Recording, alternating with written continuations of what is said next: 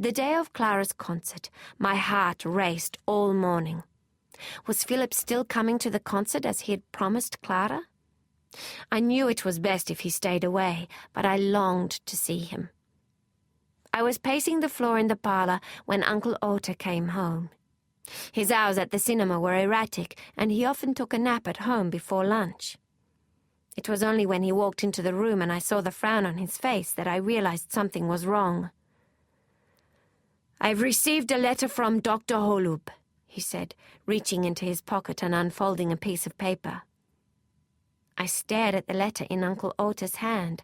What did he say? "Milos has left for America." I sank down onto the couch. It was 2 years since Clara and I had arrived in Australia. "He's looking for us, isn't he?" Uncle Otto bit his lip. "Milos has told clients it's a business trip to find suppliers of oak wood, but we can guess its real purpose. Dr. Holub says Milos has appeared in public with his mistress. Perhaps she won't marry him unless he secures a fortune." My skin prickled. Mother had bought Milos a partnership in a successful firm, but it was not enough for Pani Benyova. Secure a fortune, what a euphemism, I thought. It meant to get rid of us. "We are not there," I said. "What do you think will happen when he can't find us?" "America is a vast land. Even if you were there, it would be like looking for a needle in a haystack.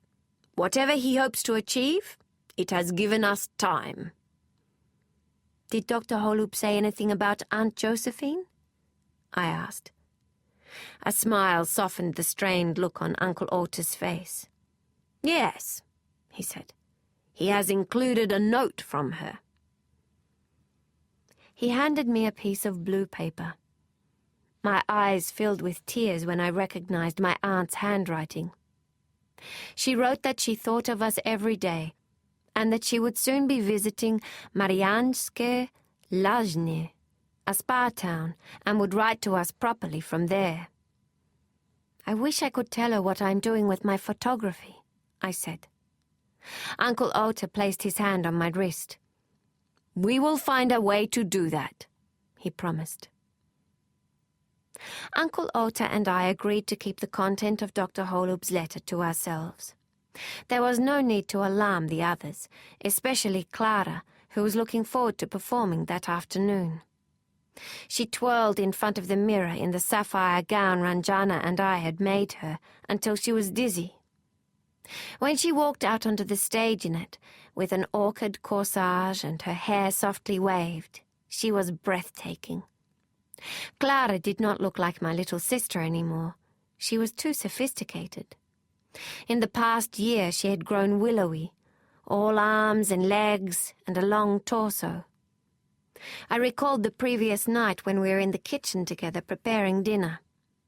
Uncle Otto was in the habit of stacking the plates on the top shelf, which I could not reach.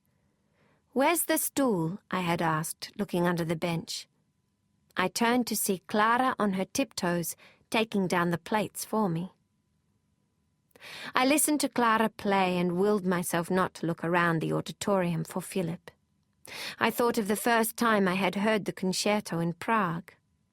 Father had taken us to the concert hall before he left for the war. The hall was different from the conservatorium's auditorium, with its stark white walls and green chairs. I closed my eyes and remembered the feast of Art Nouveau trimmings, the stained glass windows and the sculptures.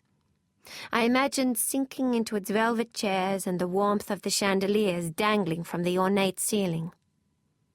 If Father had not been killed, Milos would never have come into our lives, and we would all still be together. The thought made me sad, and I opened my eyes and turned my attention back to the performance. The Grieg concerto suited Clara's style. The structure was simple and repetitive, but Clara and her classmates played each movement with such passion it was difficult to believe that the oldest of them was only 16.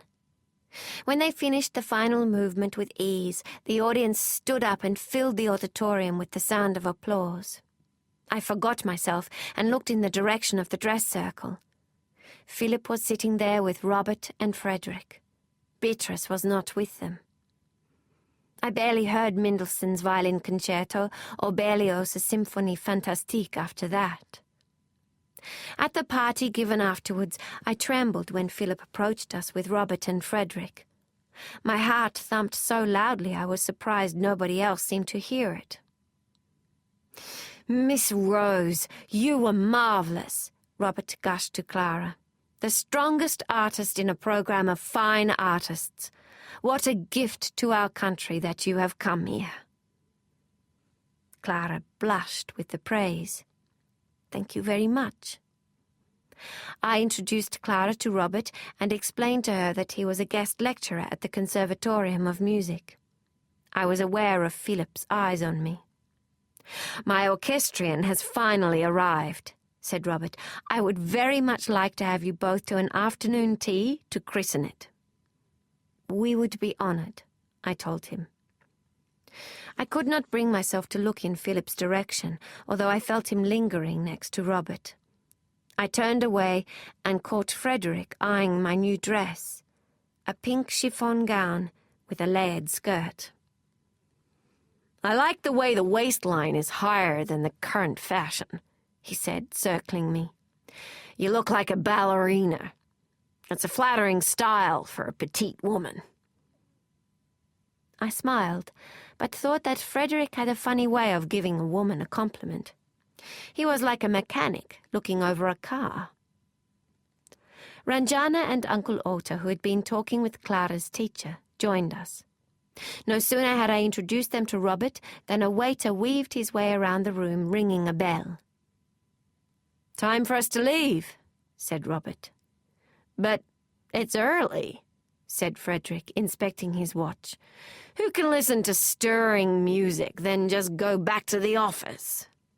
"Exactly," agreed Robert, "but they need the hall for the conservatorium students to practice." Frederick turned to Uncle Ota. "Would you and your family care to stroll around the Botanic Gardens with us? The weather is magnificent." Ranjana glanced at Uncle Ota. Frederick's effort to be cordial surprised her, but it was hard to look past the red pockets and lapels of his suit. "My wife and I must get to the cinema for the evening session," Uncle Ota told him, "but please accompany Clara and Adela for an hour or so."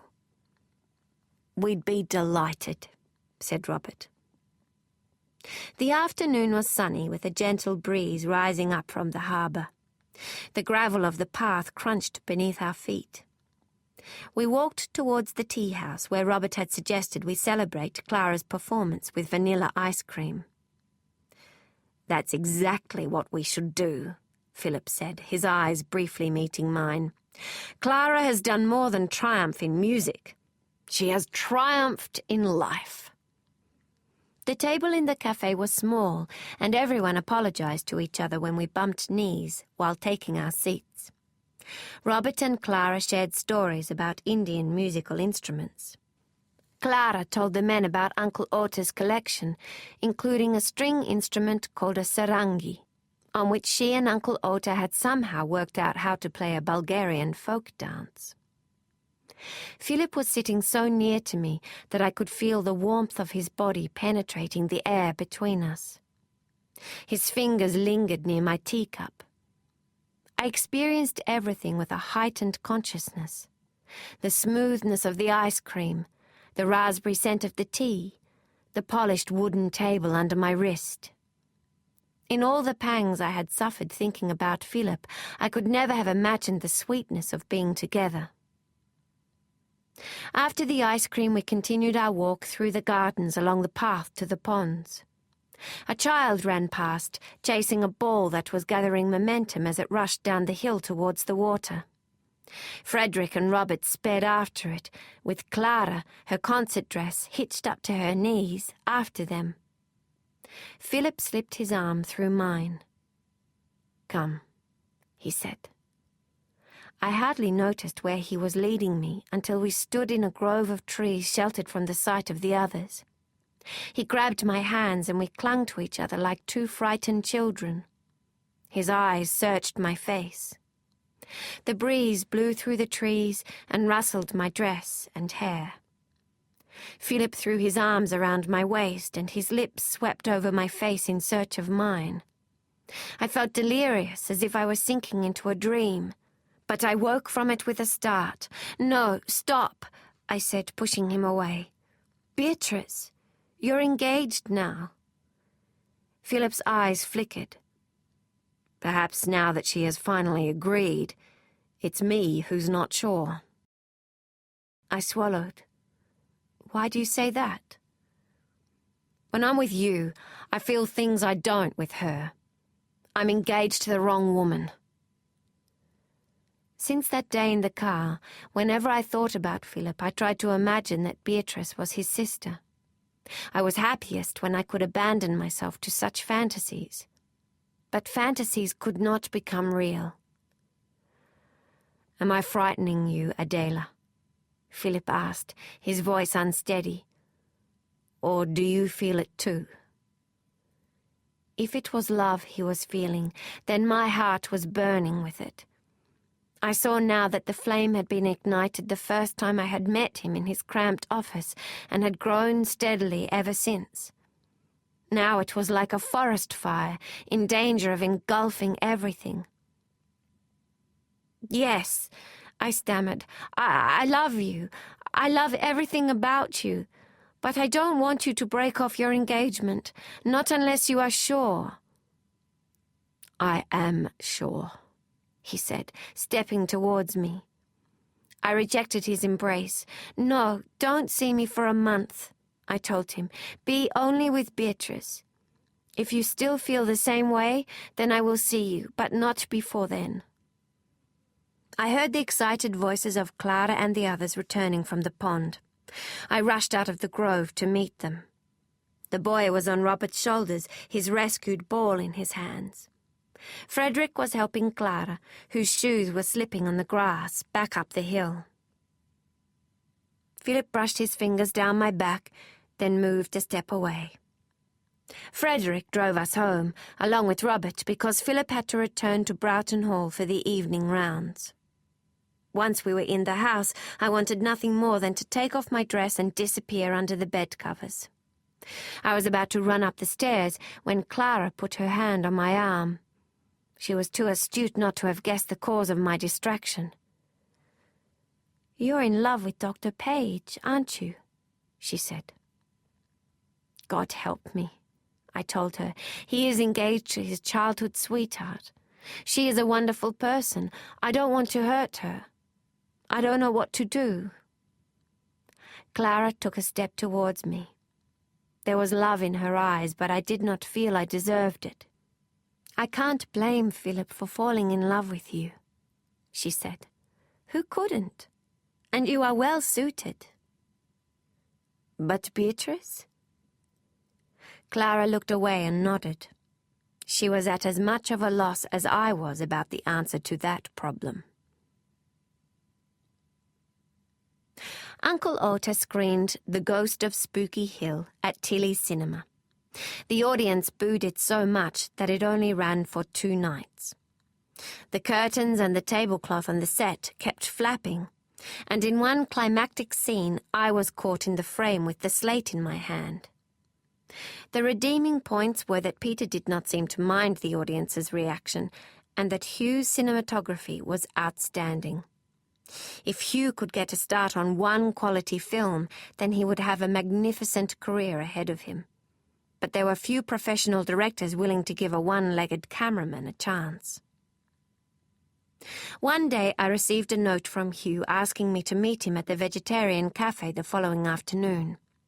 When I arrived, he was sitting in his usual booth with Giallo on his shoulder. "Hello, pretty," said Giallo, lifting his claw to scratch his head. "Where did he learn that?" I asked Hugh. "Is that what you say to him?" "No," said Hugh, almost smiling. "He just knows what I'm thinking." I laughed, pleased to see Hugh was in a good mood. I was not so vain as to think he was flirting with me. I was sure I was the only woman he could say that sort of thing to because he felt safe with me. We ordered cold milk and cheese sandwiches. When they arrived, Hugh spread his hands on the table. "I've got good news for you," he said. "Yet another Australian production company has gone to the wall, and I managed to persuade the assistant director to give me some end-of-reel pieces of film. I've got about 6 or 7 minutes worth. Enough for a decent short film.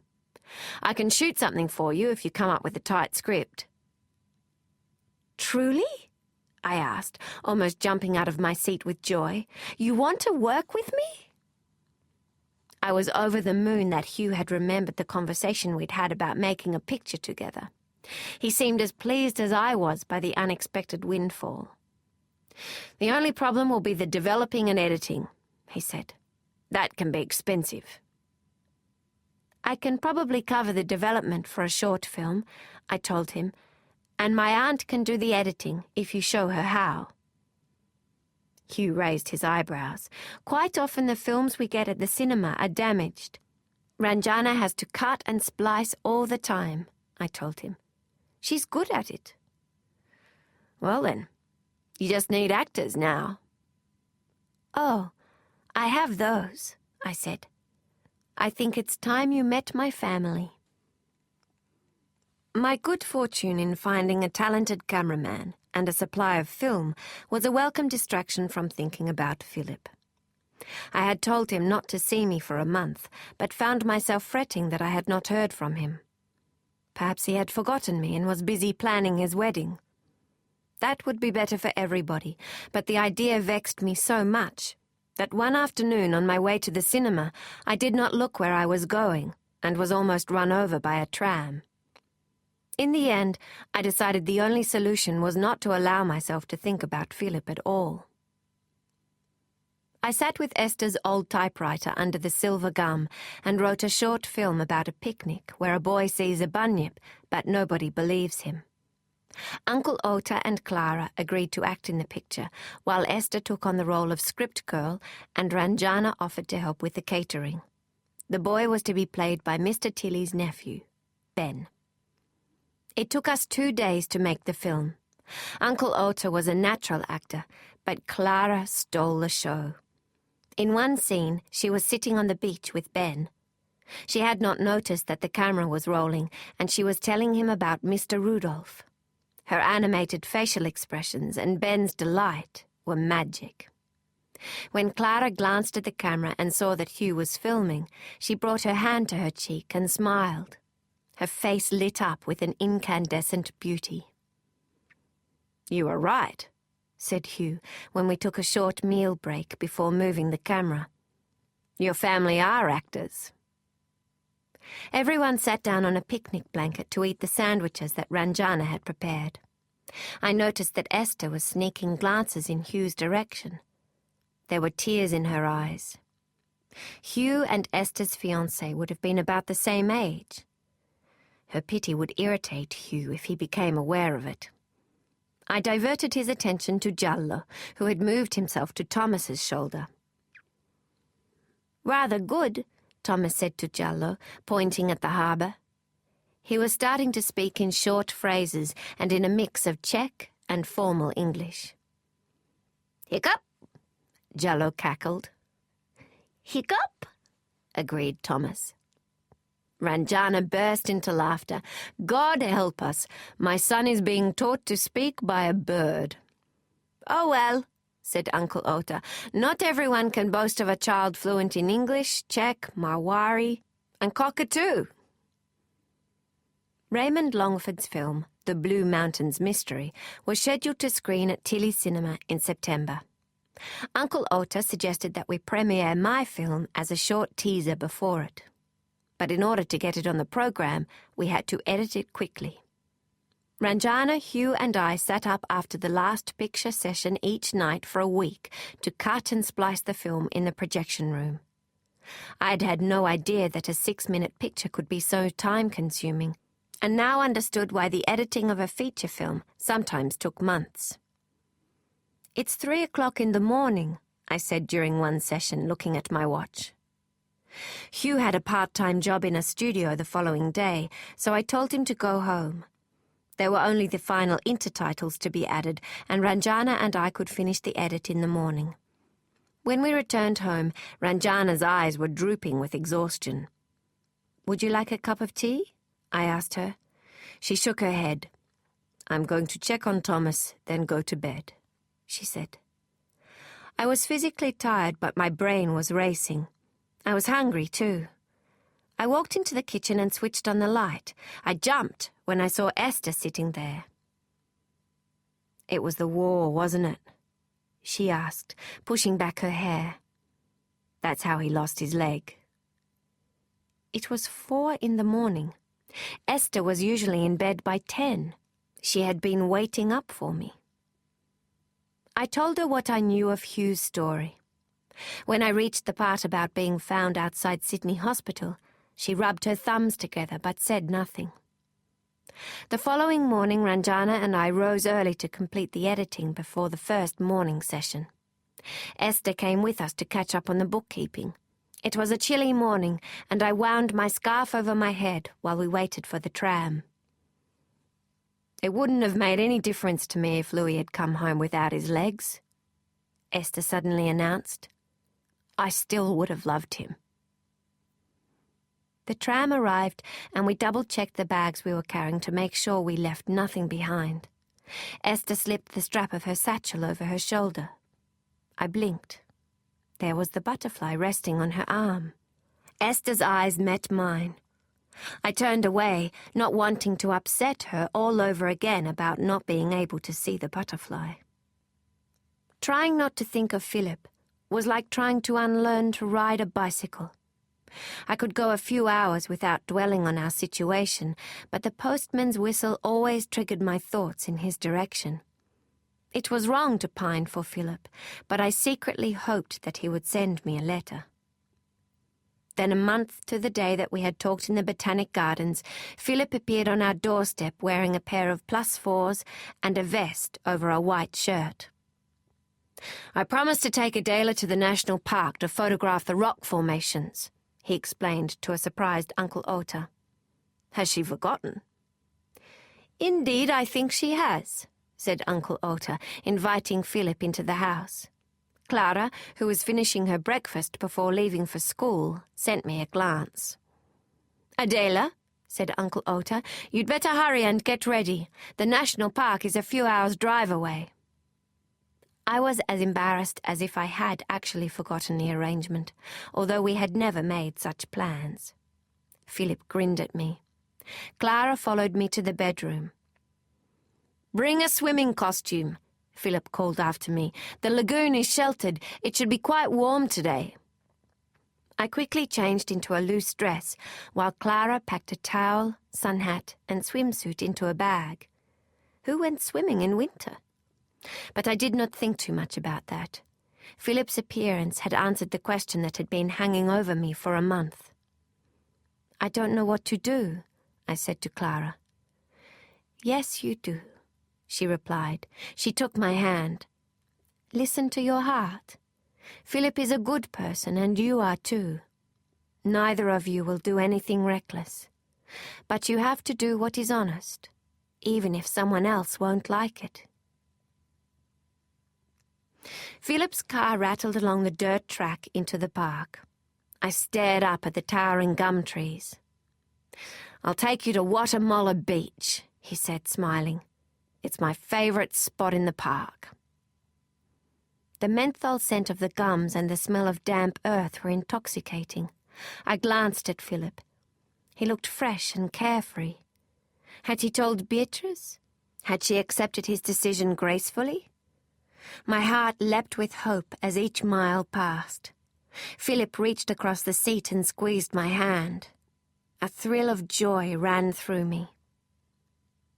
He brought the car to a stop, and we strolled along a track past banksias and cabbage tree palms to a clearing.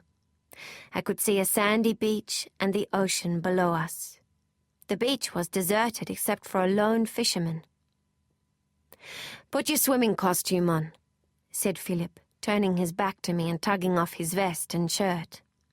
He undid his belt and slipped his trousers and underwear down his legs and kicked them off. I blushed at the sight of his buttocks, more athletic than I had expected from a doctor. He pulled on his swimming trunks, and I realized out of modesty he had intended for me to turn my back to his while we changed. I spun around and undid my dress and stockings, pulling my costume up my legs and over my shoulders. When I turned back, Philip had already climbed out on the rock ledge. He beckoned me to follow him and offered his hand.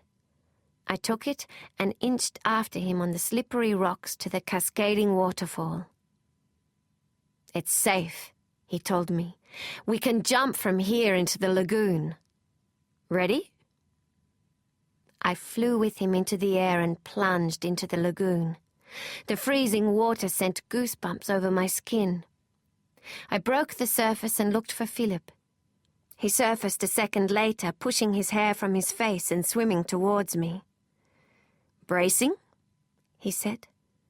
"Not at all," I laughed. "I've swum in colder. I'm a Czech, you know." I saw that he was not the same Dr. Page of Broughton Hall. Droplets of water shone on his sun-kissed skin. He swam towards the sandbank, and I followed him. "Wait here," he said when we emerged from the water. "I'll go back and get our things." I watched him scramble up the slope to retrieve our clothes and bags. He returned and spread out a blanket for us to sit on. The sun warmed us, and the sound of the water lapping against the rocks made me sleepy. "So what have you been doing with yourself this past month?" he asked. I told him about the Bunyip picture. He leaned back on his elbows. "I should like to see it," he said. "I can tell from your photographs that you're talented.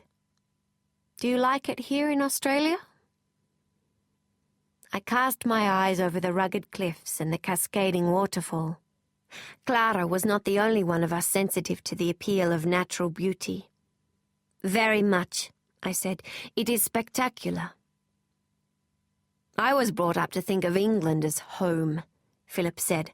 "My children's books were filled with hedgehogs and badgers.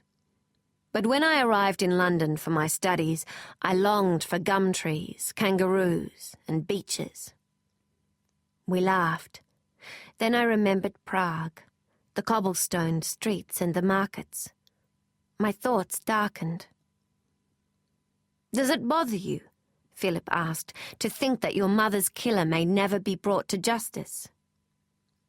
"It did at first," I told him, "but if I keep thinking of it, I will go mad. I concentrate on what I can do, and that is to help Clara through music school and safely to the age of 21. Philip nodded and looked out to the ocean. His face twitched. "My mother was in our house in Bowral," he said. "Father and I were out riding when a flame jumped out of the fireplace and started to burn the floor. The house was a pioneer's home and was ablaze within minutes. The servants managed to escape and formed a chain to the dam to try and save it, but Mother was trapped in her room on the top floor. My father and I saw the flames from 2 miles away. We galloped home, but everything was gone except a staircase and the chimney. For months afterwards, I imagined my mother's screams in my sleep." A seagull squawked overhead, and we looked up at the blue sky and the clouds moving across it. There was nothing we could say to each other about our mothers' deaths, but we knew that the other one understood. I felt that I had known Philip all my life, and our conversations were simply to fill in the details. "Is that why you became a psychiatrist?" I asked eventually. "To help people with bad memories?" The torment disappeared from Philip's face. He smiled. "My father would be dismayed if he knew that he inspired me to study psychiatry. He wasn't always so serious. He became nervous after Mother's death and now clings to familiar things, fearful that they will change." "Life changes all the time, doesn't it?" I said. "You have to adapt yourself to it." Philip took my hand. My skin tingled with his touch. It seemed the most natural thing in the world to be sitting in this beautiful place and holding his hand. "Does Beatrice know?" I asked. He shook his head. "Helen has an inoperable tumor. Beatrice doesn't quite believe it. It's going to be hard for her. She and her mother are very close. We will have to be patient. I don't like to sneak around behind her back any more than you do, but I have to pick my timing." "Then you are sure?" I asked him. "About us?" Philip clasped my hand tighter and pressed it against his chest. "I love you, Adela." The disappointment I had felt that he had not yet told Beatrice disappeared with those words. Tears filled my eyes. Philip looked down the beach. The fishermen had gone. "Come," he said, helping me to my feet. He picked up the picnic blanket and moved it to a shady spot set back in the trees. When he had spread it out, we lay down and he pulled me to him and kissed me on the lips. His mouth was warm and velvety. His kisses swept down my neck.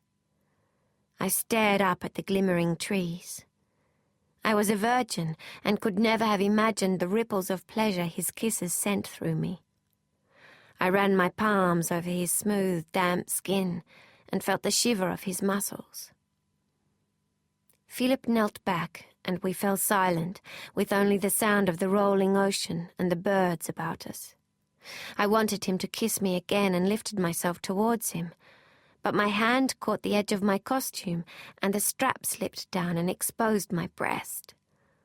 I was too mortified to think about covering myself up. Philip lifted his hand to my breast and brushed his fingers over the nipple. My shame turned to desire. He withdrew his hand quickly. I wanted him to touch my breast again and kiss it the same way he had kissed my face. But he tugged my costume back over my shoulder. "I want you more than anything in the world," he said, his voice trembling. "But we must wait for the right time. I want our love to be special." I sat up and he pressed his cheek to mine. His hair smelt of the ocean. "We must marry first," he said. "I want to give you a child. I want it all to be perfect." "Yes," I said. Everything was perfect. Almost. Chapter 13. I awoke the next morning with the sun making lacework on my arms through the curtains. I wanted to lie like that for hours, relishing the memory of the previous day with Philip. But Esther's voice at the door brought me to my senses. "A note came for you," she said. "It was delivered by a chauffeur." I clambered out of bed, expecting something from Philip. I was discomfited to receive a message from Beatrice. "Dear Adela, it has been too long since I saw my lovely friend. I am sorry I have been out of touch, but my wedding plans and trip to Europe have been on hold as Mother's health has taken a turn for the worse. I miss my walks through the city with her. We seemed to discover so many curiosities that it was my greatest pleasure. I wondered if you might accompany me one day in her place. Soon. I miss your smiling face. Your friend, Beatrice." The tone of the letter suggested that Beatrice was being brave. She sounded as though she needed a friend. I remembered Edith had not come to the luncheon because she was staying in the country. I was not the right person to comfort Beatrice, but what could I do? She needed someone. I called her from the cinema and arranged to meet her in the city in the afternoon. "How good of you to come," said Beatrice, rising from her bench in Hyde Park, where we had agreed to meet. She was drawn in the face, but her eyes were as full of life as ever. She launched into a review of the book she had been reading while waiting for me.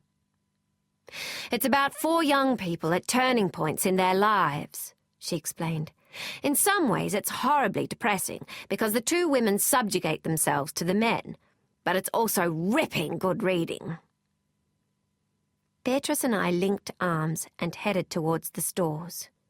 She was in a better state of mind than I had been expecting. "I am very sorry to hear your mother is unwell," I told her. "It breaks my heart that I can't do anything for her," she said.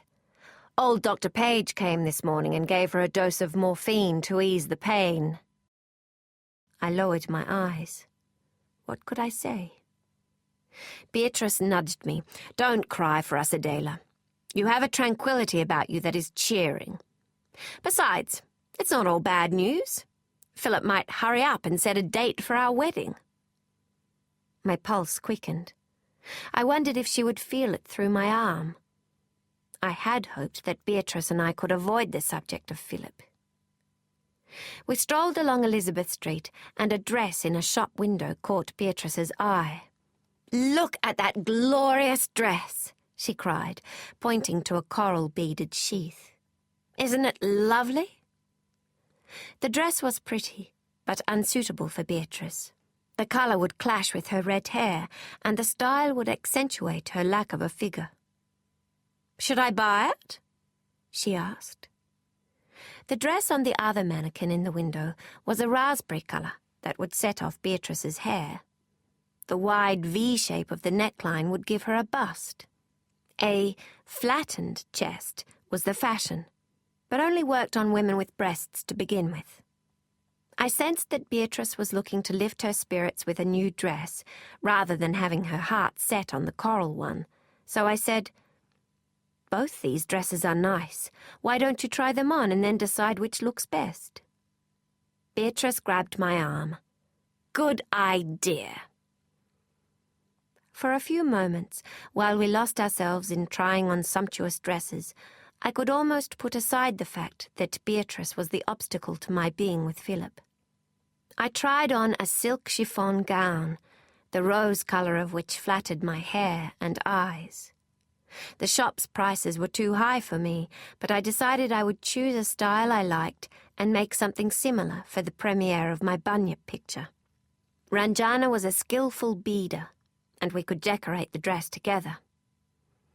"That dress is lovely on you," said Beatrice, stopping to admire me. "You're like a little doll." Sadness flickered across her face. "What is it, Beatrice?"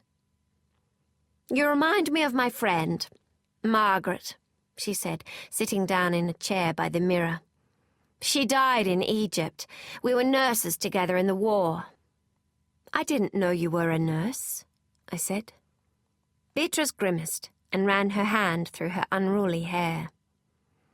I was in awe of Beatrice. She had more courage than I had imagined. I wondered what Philip saw in me that he did not find in her. She had travelled and served in the war. I had not done anything significant. "Well, come on then," Beatrice said, slapping her knees and drawing herself out of her melancholy. "Let's get this dress." After Beatrice had purchased the raspberry dress, we ate lunch at a restaurant in Market Street before making our way to Chinatown. Beatrice steered me away from the headless ducks on hooks and crabs in tanks in the food stores and led me to a street lined with curiosity shops. "This is the place I love best," she said. "It's a treasure chest." We entered a shop piled with brocade cushion covers, drawstring handbags, embroidered slippers, parasols, and lanterns. Beatrice stopped to admire a green cheongsam on a hanger. "Tell me about Egypt," I said. She bowed her head and leaned against a hat stand. "Philip was stationed in Egypt as a medical officer," she said, looking back at me. "I went there to join him. I don't think any of us were prepared for the carnage. One day the ambulance I was driving to the hospital was shelled. Margaret was killed and I was shredded with shrapnel. When they got me to the hospital, no one expected me to survive. 'I promise to live if you will marry me,' I said to Philip, before they put me under." "So he promised?" I asked, trying to mask the tremble in my voice. Beatrice smiled dreamily.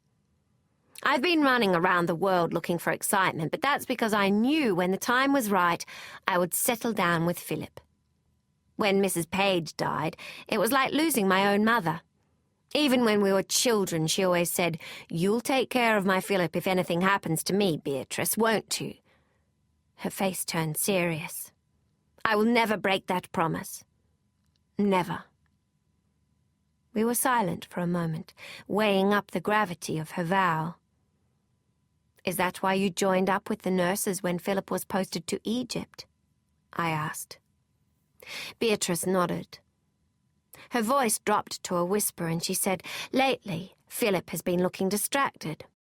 I'm afraid I've kept him waiting too long. I'm afraid that there's somebody else." A sickening feeling twisted my stomach. I clutched a row of shirts to hold myself upright. "Dear God, Adela," said Beatrice, grabbing my arm. "You're as white as a sheet. Here, let me help you." "It's the lack of air," I said, tugging at my collar.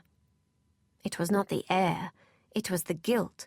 Only the day before I had kissed Beatrice's fiancé on a secluded beach. "It is stuffy in here," agreed Beatrice, leading me to the door. In the next street was a French cafe, its blue tablecloths and baskets of bread incongruous with the calligraphy of the signs of the stores next to it and the smell of bamboo and rotten fish that permeated the air. We sat down at a table near the window. Beatrice ordered some water and a pot of tea. Despite the mildness of the weather, I shivered. "Maybe you've got influenza," said Beatrice. "Let me get you a taxi." "No, truly, I'm fine, Beatrice. It was just in there, in that shop." I hoped that she might change the subject from Philip. I tried to distract her with questions about her travels in England and on the continent, but each answer returned in some way to him. "I gave myself to Philip in Egypt," she said. The blood drained from my face. I should have been embarrassed at such a shared intimacy, but instead I was hurt. I thought about how Philip had restrained himself with me. "I want you more than anything in the world," he had said. I was shocked that he had been intimate with Beatrice. The only solace was that Philip and Beatrice had become lovers before he had met me. A sensation I could not explain passed over me. I glimpsed something inside of Beatrice that I had not noticed before, as if another person existed behind her freckles and energetic manner. But the feeling soon faded, and everything seemed normal again. After an hour had passed, I deemed that I had been polite enough and excused myself. I wanted to get away from Beatrice. I felt cold-blooded knowing that Philip was in love with me, and not her. I told Beatrice that I had to help Uncle Ota at the cinema. "Goodbye, Adela," she said, kissing my cheek. "I'm glad you could come out with me today." "Goodbye, Beatrice," I replied. She made no reference to seeing me again. The oddness of that only occurred to me as I walked to the tram stop. She seemed innocent of the nature of my relationship with Philip, yet I had the distinct feeling that I had been given a warning. When I arrived home, the sun had disappeared behind the clouds, and the world looked grey. I wanted to run upstairs and collapse onto my bed. But when I approached the gate, I found Uncle Ota on the front veranda with Frederick Rockcliffe. They both had a glass of beer in front of them and leant back in their chairs, looking relaxed. What is he doing here? I thought. Frederick's boisterous manner was the last thing I needed. Frederick jumped to his feet when he saw me. "Mr. Rockcliffe came by this afternoon to have his photograph taken by you," Uncle Ota explained. "I found out that he works for Galaxy Pictures, so I decided to get a better deal for our cinema. He likes the idea of a night a week devoted to Australian films." Frederick pulled out a chair for me. We had never discussed taking his photograph, and I was irritated that he had turned up without an appointment. But I did not want an argument. All I wanted was to find a way to extricate myself from the conversation so I could be alone. That's wonderful. I sat down and tried not to stare at Frederick's purple bow tie. I did not believe what he had told Uncle Ota about approving of a night dedicated to local films. From the discussion at Beatrice's luncheon, I knew that Frederick represented an American company with American interests. Clara walked out of the house with a tray of assorted nuts. Despite my effort to put a polite smile on my face, she could tell something was wrong. She cocked her eyebrow as if to say, "Are you all right?" I answered her by lowering my eyes in a way that conveyed, "We will talk about it later." "Do you mind if I practice in the front room, Uncle Ota?" Clara asked. "I don't want to disturb you and Mr. Rockcliffe, but I have a piano examination tomorrow." I hoped Frederick would take the request as a prompt to leave. Instead, he answered as if the question had been directed to him. "Not at all, Miss Rose. I'd be enchanted to hear you play again." Clara blushed with delight and returned to the house. "Mr. Rockcliffe has been telling me about opportunities to build cinemas on the South Coast," Uncle Ota said. "The pictures are increasing in popularity, but there aren't enough cinemas. They are watching picture shows in sheep fields and School of Arts halls." "This is apart from my interests with Galaxy Pictures," said Frederick. I wondered why he felt he had to explain that to me. What he did or did not do in accordance with Galaxy Pictures was no concern of mine. Uncle Ota and Frederick spoke about opportunities in country towns, but all I could hear were Beatrice's words in my head. "Philip has been looking distracted. I'm afraid that there's somebody else." Frederick gestured towards the plate of nuts, but I had no appetite. The sound of Clara's piano playing drifted on the air. "What is that music?" he asked. "The Ritual Fire Dance by Manuel de Falla," I answered. "Manuel de Falla," Frederick repeated, shaping his vowels to imitate my pronunciation of the Spanish composer's name. It had some queer buzzing notes at the beginning, like a swarm of bees gathering to attack. I was amused by Frederick's description of the music. He was the one who had not wanted to go back to work after the Grieg concerto because he had found it stirring. He did not use the term someone familiar with classical music might, but I liked the fact that his responses, although raw, were sincere. It is from a ballet called Love, the Magician. There are gypsies and witchcraft, I explained. A young woman is haunted by the jealous ghost of her deceased husband. The ritual fire dance is to get rid of him. Frederick was taken aback. "She tries to get rid of him?" "He was cruel. She has a handsome young lover." Frederick ran his thumb over his knuckles. I had the impression that he was absorbing the information for use at a later date. He turned to Uncle Ota. "You have talented nieces," he said, "a pianist and a photographer." I wondered where Frederick had gotten the idea of me taking his photograph. Had he seen some of my work at a socialite's house, or had Philip shown him the portrait I had taken of him and his father? But to ask him might start another train of conversation, and I wanted to avoid that. The aroma of Ranjana cooking dinner wafted from the house. Turmeric, garlic, and cinnamon. They were scents that never floated from the other houses on our street. For one tense moment I thought Uncle Ota might invite Frederick to stay to dinner, although I could not imagine him picking his way through vegetable kofta and sag paneer. "If you come Thursday morning, I can take your photograph then," I told Frederick, praying that he would take the hint from my voice that I was tired and he should go. To my relief, he stood up. It will be a pleasure to be photographed by you, Miss Rose. We saw Frederick to the gate and watched him climb into his car. He waved after he started the engine. See you Thursday! I watched the car turn the corner and regretted the brusqueness with which I had spoken to him. He was brash, but somehow polite, and despite the garishness of his suits, he was not unattractive. It probably was not easy to be an American in a culture that did not appreciate people speaking their minds. I told Uncle Ota that I was not feeling well and asked Ranjana to excuse me from dinner. My bed was the most welcome spectacle of the evening.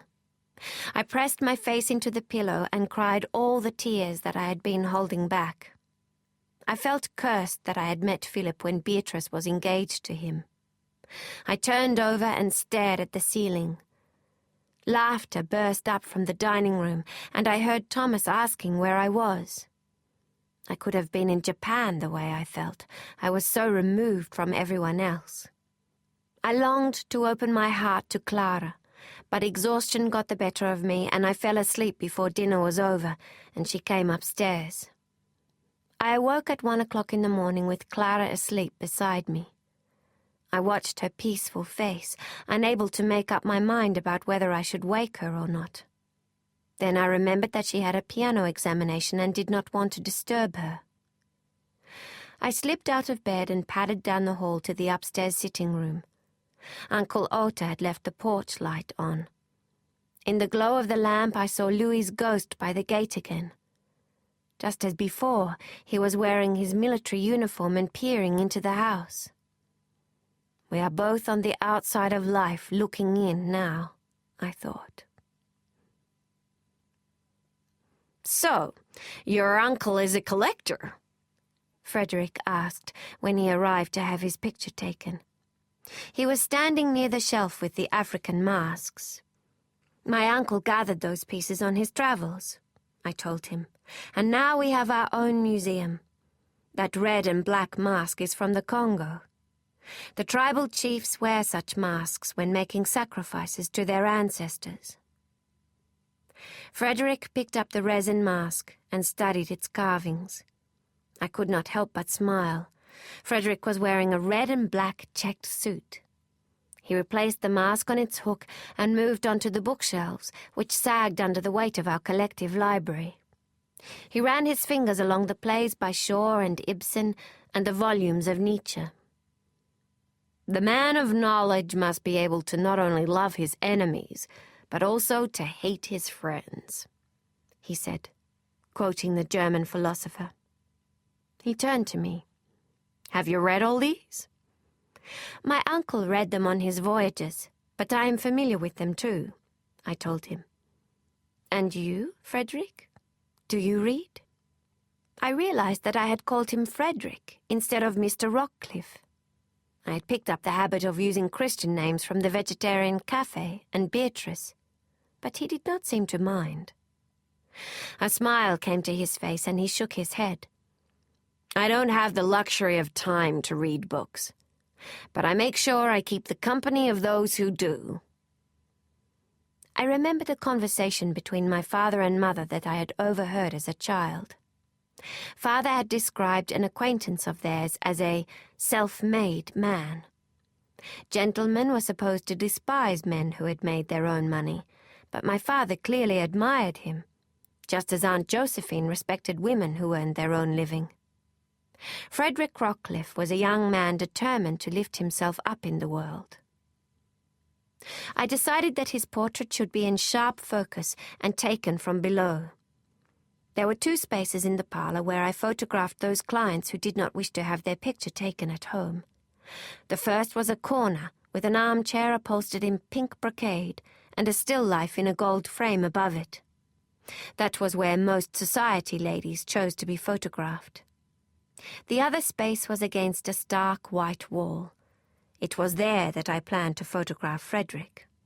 Why not against the bookshelf? He asked, when I showed him where I wanted him to sit. His suit would clash with the decor, so I wanted to keep the background simple. But I gave him a more diplomatic explanation. This portrait should be about you, not books, especially as you don't read them. Pretending to be something you are not doesn't show confidence. I knew that I had hit the right note when he smiled. He wanted to look powerful, not silly. My photograph would help him achieve that, and one day I would speak to him about his suits. Frederick sat on the stool against the wall. "Your uncle invited me to the premiere of your film," he said. "He gave it a glowing review, and I trust his judgment. I can get it distributed for you." "It's only a short," I told him. "Cinemas need those as well, you know." I mulled over Frederick's offer while adjusting my camera. I wanted to make pictures, and perhaps he could help me. But as the session continued, I decided working with him might be too difficult. He would not strike the simplest pose without questioning why he should do it. I asked him to turn his body while facing the camera, and we ended up in a half-hour argument over it. "It looks dishonest," he said, "like I'm about to run away, rather than fight something head-on." I appreciated that Frederick was aware of what he wanted, but not his manner of getting it. He wore me out. I was adjusting the lights when he quoted Nietzsche again. "No price is too high to pay for the privilege of owning yourself." I stood up and looked at him. "Pardon?" "That's my motto. Own yourself." The photographs I had taken would make Frederick look like his own man. It was interesting that we should have the same end in mind when our approaches to achieving it were so different. "I think you'll be happy with the result," I told him. "I know I will," he said to my surprise. "You know what you're doing." "When would you like to see the prince, Frederick?" I could not believe I had just called him by his Christian name again. "For God's sake, call me Freddie." He grinned.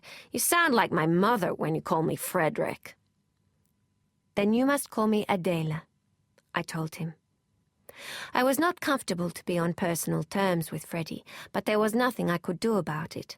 It was my own fault. He reached into his pocket and pulled out a cigarette. "I can drop by this Saturday and take you and Clara to the party." "What party?" "Have you forgotten already? The one Robert is holding in honor of his orchestrion." In Prague, afternoon teas were intimate affairs with no more than a handful of guests gathered around a table spread with cakes and sandwiches. When Clara and I arrived with Freddie at Robert's house in Lindfield, intimate did not describe the number of people spilling out onto the verandas of the shingle-roofed mansion or standing on the lawn and tennis court. From the number of Packards, Bugattis, and Delages parked outside the fence, there must have been at least 50 guests. We stopped at the gate, and I looked for Philip, but could not see him. I had been unsettled by my conversation with Beatrice. Which one of us did he truly love? "Welcome," said Robert, rushing down the path towards us and opening the gate. "Come in." Robert's garden reflected his elegant and quirky personality. The house was framed by a massive lily-pilly tree. In its branches sat 2 red and green king parrots. The oak trees, although leafless because of winter, flickered shade across the lawn, and the path to the house was bordered by lavender in bloom. The path was geometrically tiled with an emu silhouette motif. The theme continued at the end of it, where a giant statue of the bird formed an archway with its legs. The air was fresh and without a trace of salt. The soil gave off a rich aroma, different from the rocky ground at Watson's Bay. Freddie was called to join the game of croquet that was taking place on the lawn. "Go on, be a gentleman," Robert told him. "I'll take care of Clara and Adela." "I'm sorry," Freddie said to us. "An apology is not needed," Clara replied. I sensed Freddie's reluctance to leave us and wondered why. The players were young women. Perhaps he was more interested in Robert's orchestrion than I had assumed.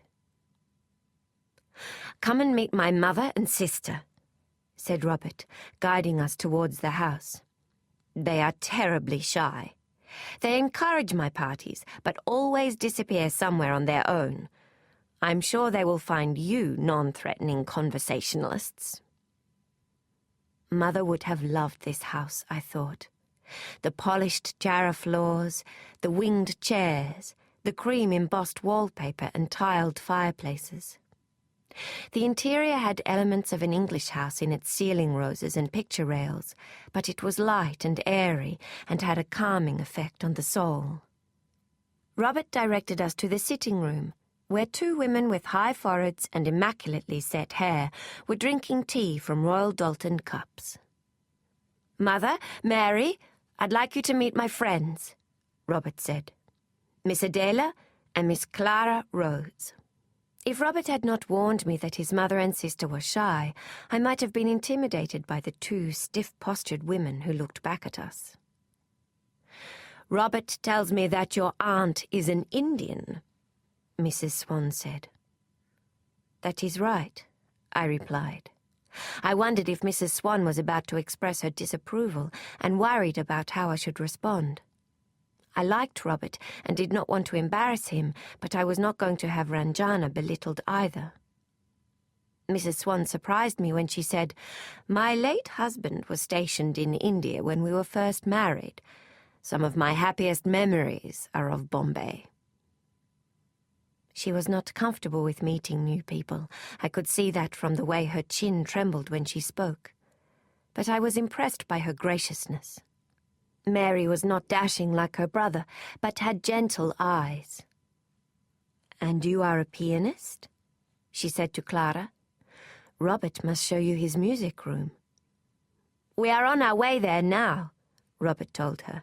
"Very well. You had better hurry.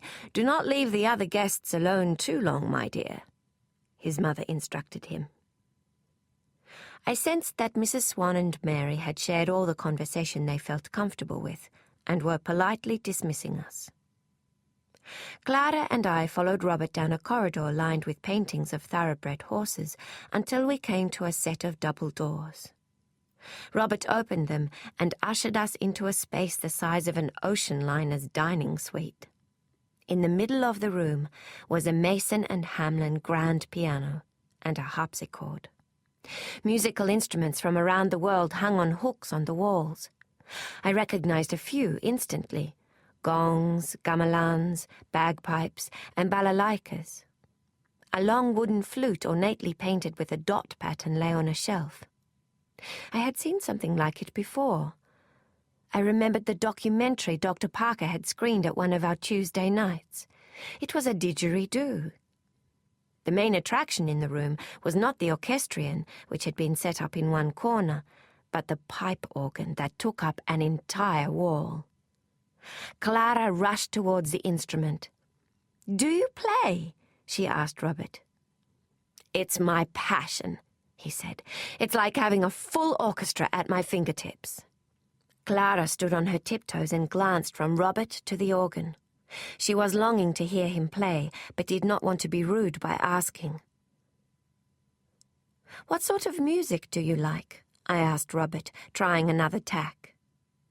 He stepped up to the instrument and brushed his finger over the lower keyboard. "Anything, really. Sometimes traditional church music, and other times I lose hours playing Broadway hits." The sinews in Clara's neck were stretched taut. "You have to use your eyes, hands, feet, and ears all at once, don't you?" she asked. Robert sat on the stool. "It's like a hike, a dance, and a swim in a rough ocean made at the same time," he said. He poised his hands over the keys and began to play. Clara and I stepped back. I recognized Pachelbel's canon in D major. I had heard the pipe organ played in church before, but in Robert's music room the sound was colossal. The clamour of the party outside evaporated with each clear note. I imagined conversations coming to a stop and heads turning in the direction of the house as one by one the guests became awestruck by the music. The floor vibrated under our feet, and the tambourines, castanets, and cymbals on the walls rattled and jingled. I pictured Mrs. Swan's Royal Doulton tea set tinkling to the pulse of the music. Robert tossed his head and pressed his lips together and played with boundless energy. I was so entranced by the richness of the music that I hardly noticed Clara take my hand until she squeezed it so tightly she crushed my fingers. Robert played the final chord, then lifted his hands from the keyboard, pausing a moment before turning to face us. I was about to compliment him on his wonderful recital when a familiar voice called out, "There you are! I've been looking for you, but I only had to follow the music." I turned to see Beatrice and Philip in the doorway. Beatrice was wearing a sea-green dress with silk piping around the neckline. She looked stunning. Philip appeared relaxed in a white suit.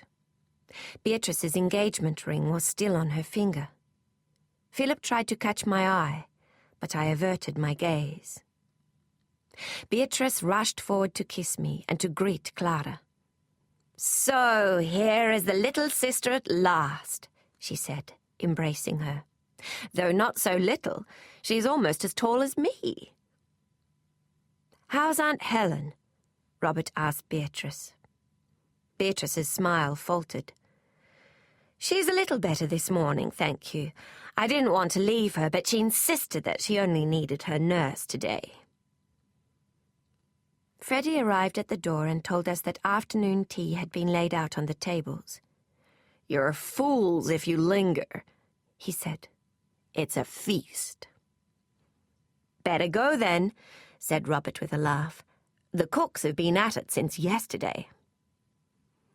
We followed Robert out onto the veranda, where long tables had been set with cucumber and watercress sandwiches, scones with jam and cream, strawberries dipped in chocolate, as well as every kind of cake imaginable. Clara lingered near Robert, fascinated by his knowledge of music. I was as astounded when I overheard him say that he was the only musical member of his family. "My father was keen on sport. The Swans have always been athletes. I'm a kind of aberration." Beatrice recognized the women from the croquet game and showed them her ring. Philip stood by her side. I took the opportunity to escape into the garden. He still loves her, I told myself, feeling the ache in my heart. I strode across the lawn behind the cypress hedge and towards the tennis courts. The further away I moved from the party, the more relieved I felt. The garden had 3 tiers. The lowest was natural bushland, but on the second was a maze. I was drawn to it out of curiosity and a desire to disappear.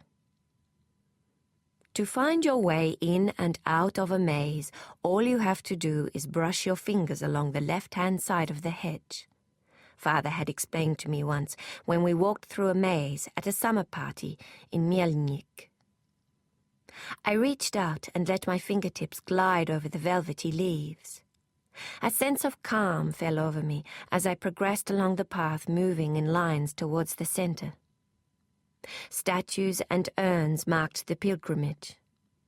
I arrived at the center and found a pond with carp swimming in it and a stone bench.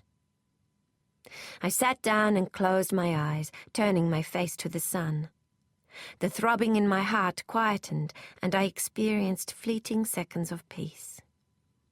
I heard footsteps on the gravel and opened my eyes. "Adela?" Philip stood before me. I thought I must be dreaming and reached out to touch his sleeve to see if he was real. He had beads of sweat on his upper lip. Did people perspire in dreams? He sat down next to me. From the look in his eyes, I could have imagined that he was in love with me. I could have told myself that he had followed me through the maze at the risk of being seen because he wanted to kiss me. But I refused to believe any of these things. I did not want to be hurt again. "Adela," he said, touching my hand. I snatched it away. "Don't," I said, standing up and moving towards the pond. "You're engaged to Beatrice." "I'm going to break off our engagement," he said, following me. "Today, after Beatrice and I leave. I wanted to tell her this morning so that she wouldn't show off her ring, but she was running late and it couldn't be helped." "Beatrice says you became lovers during the war and that she gave herself to you. But you told me that we should wait." Philip was quiet, then said, "The war. It changed everything.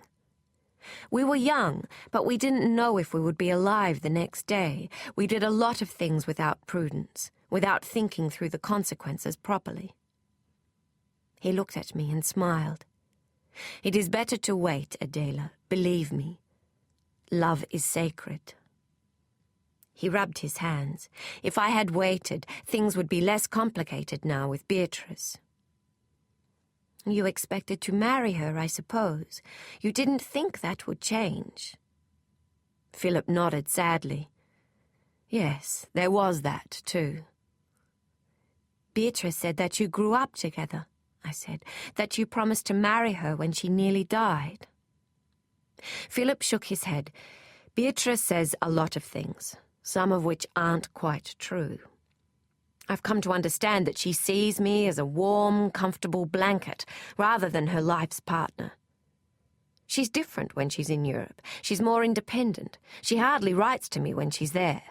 And when she does, it's no more than a page of hurried prose." A voice called out, "Philip!" We jumped back from each other before we realized that the cry came from far away. Someone was calling from the house. It was a woman's voice, but it was not Beatrice. "She will be heartbroken just the same," I said. "And your father, he adores her." "Yes, he does," said Philip, sitting down on the bench.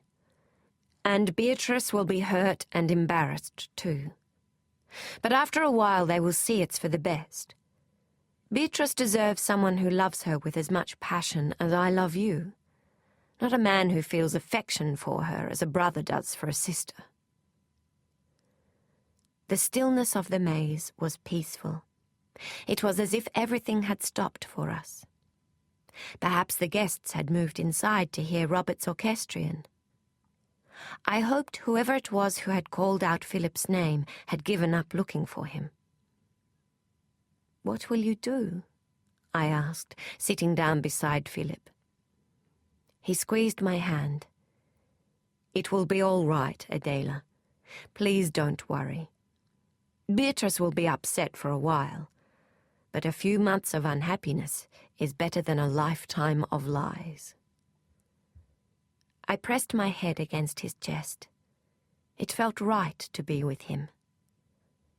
"Happy?" he asked me. "Yes." He leaned over and kissed me. I ran my fingers through his hair. "Philip!" The voice we had heard earlier called again, only this time it was closer and more urgent. "Philip!" Another voice joined in with the first, and then another. It sounded as though several people were looking for him. Philip stood up and reached out his hand to me, helping me up. He brushed his fingers under my chin and kissed me again. "I'd better go," he said. "It won't be right to be seen together until Beatrice has been told." Before leaving the maze, Philip turned to me once more and smiled. "It's all going to be fine, Adela. Don't worry." "Promise?" "I promise." I watched Philip disappear behind the hedge. A few minutes later, the voices that had been calling greeted him. "Come quickly to the house," one of them said. I sat back down on the bench and fixed my hair. Philip was right. We were not trying to hurt anybody. We only wanted to be honest and to do what was right. I stood up and walked through the maze, drunk with happiness, desire, and sunshine. I stepped back out onto the path and gave a start when I saw Freddie waiting by the cypress pines, smoking a cigarette. He looked at me with appraising eyes. All the guests are leaving. I'm taking you and Clara home." "Leaving?" I asked, wondering why he was staring at me so harshly. Did he know I had been in the maze with Philip? "But it is still early." Freddie did not answer. I realized the strap of my slip was showing under my sleeve, and I tugged it back over my shoulder. "What has happened?" I asked. Freddie threw his cigarette on the gravel and stamped it out. "A message came from the Fay house. Beatrice's mother has died. Beatrice went home half an hour ago. Philip's just left to join her."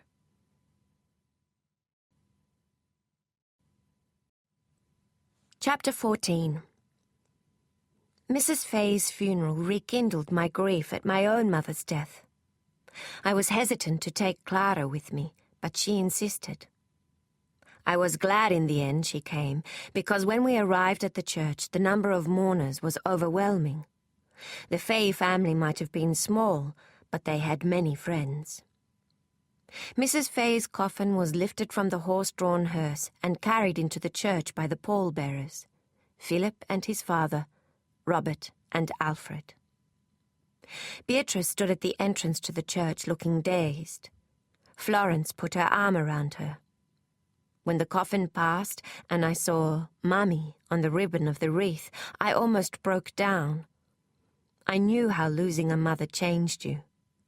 My life was divided into two parts, life with Mother and life without. The mourners followed the coffin into the church. Beatrice stumbled, and I stretched forward to help Florence hold her upright. "Thank you," Beatrice said, her tears spilling onto my hand. There was no color in her face, and her red eyebrows stood out as if they were floating in the air by themselves. In the church, I bowed my head and prayed for guidance. I had not spoken to Philip since the afternoon tea, but I trusted in his promise that he would find the best course for us. I knew that he had not told Beatrice yet because of the changed circumstances, and accepted I would have to be patient a while longer in order to do the right thing by Beatrice. Outside the church, Clara and I waited with the mourners to give Beatrice our condolences. She was sitting in a chair with Philip and Florence by her side. "I'm so sorry, Beatrice," I told her. She looked at me with tear-stained eyes. "I know you understand what I'm feeling." "I do," I said, patting her hand. "It was good of you to come," Florence said, "to give us support. Beatrice is fond of you, Adela. She thinks of you as a sister." "Oh, dear Auntie, I do," Beatrice said. Her lips trembled like an old woman's. "That's exactly how I think of Adela. I've only known her a short time, but I would trust her with my life." I could not look at Philip when Beatrice said those words. I kissed her cheek and moved on to let the next mourner greet the family. Clara must have sensed what I was thinking. She grabbed my arm and squeezed it. "I feel like a thief about to rob a helpless victim," I told Clara when we were out of earshot. "Beatrice is not helpless," said Clara.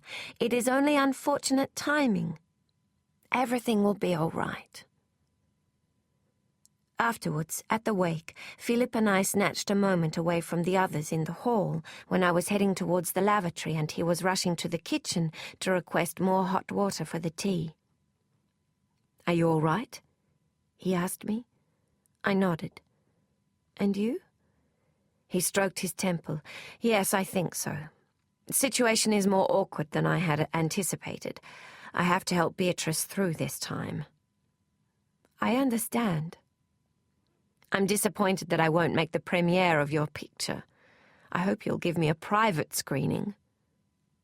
"I will." Philip reached out to touch my cheek, then quickly pulled away. Dr. Page Sr. was standing in the doorway. "Good day, Miss Rose," Dr. Page said to me. He glanced at Philip and raised his eyebrows. "The guests are waiting for the hot water."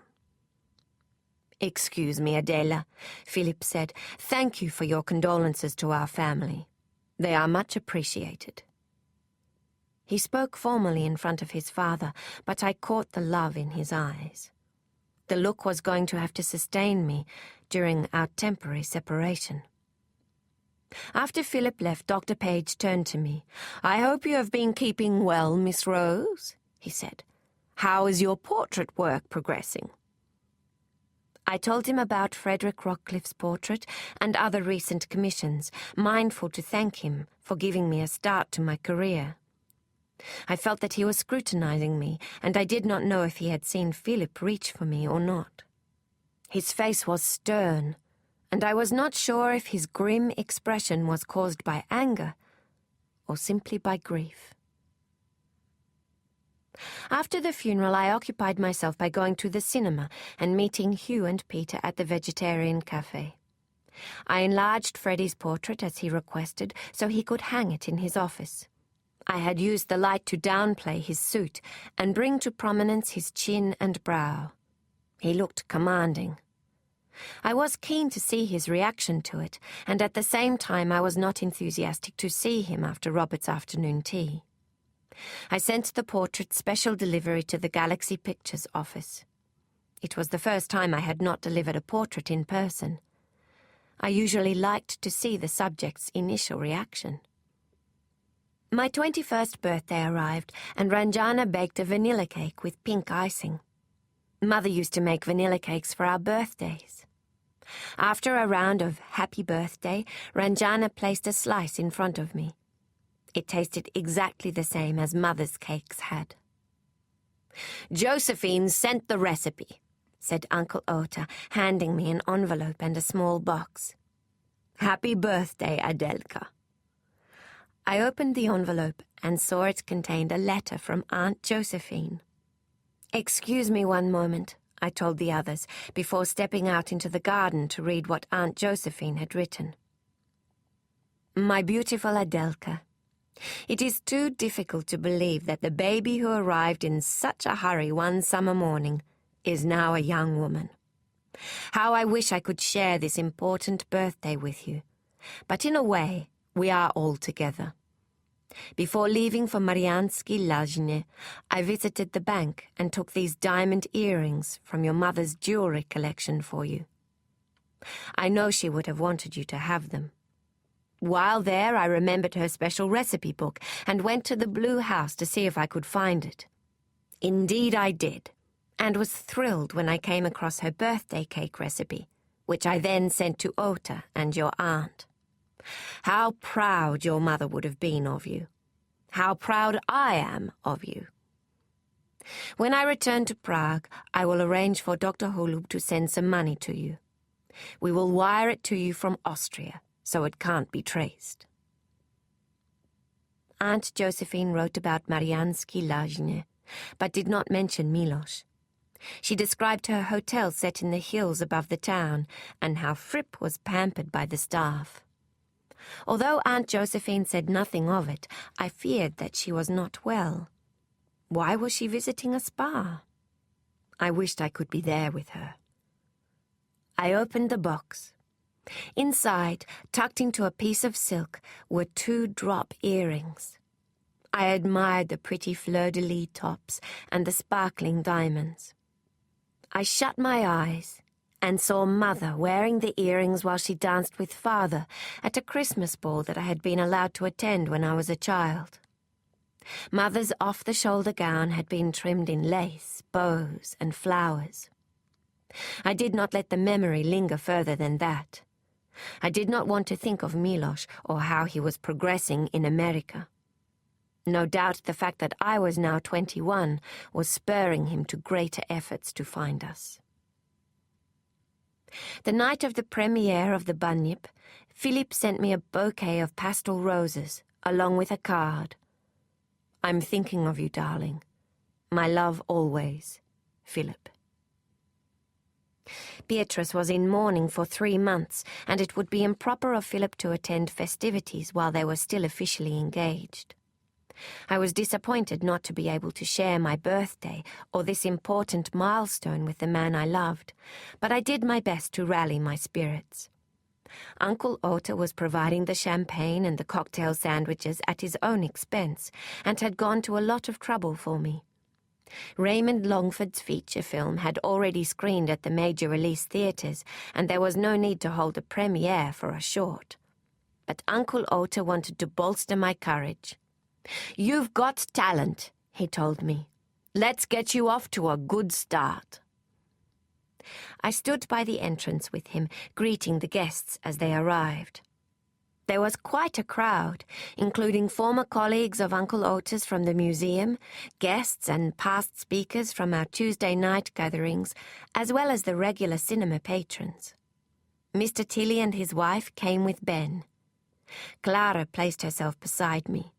She looked beautiful in the blue dress she had worn for her concert. I was happy to see how far she had come since her illness. She was my stronghold now. "I didn't realize how many people we knew," she whispered to me. Robert and Freddie arrived together. Robert looked elegant, but Freddie was dressed in a yellow tuxedo with blue shoes. I remembered my promise to myself to talk to him about his dress style. Robert could not take his eyes off Clara. She looked older than her age, but was just a week shy of 14. She would not be interested in him. Other guests were waiting, so Robert and Freddie wished us the best before moving inside. "I've been looking forward to seeing your picture all week," Freddie told me. Peter arrived with Hugh, who had Giallo on his shoulder. "Giallo's been to the pictures before," Peter assured Uncle Ota. "If he poops on anything, it'll be Hugh." "Will he talk during the picture?" Clara asked with a cheeky smile. She scratched Giallo's head, which he obligingly bent towards her. "Only during intermission," Hugh replied. Uncle Ota glanced at his watch and told us to take our seats in the cinema. I saw Ranjana sneaking up the fire escape to reach the projection room without anyone seeing her. I felt sympathy for the charade she had to maintain.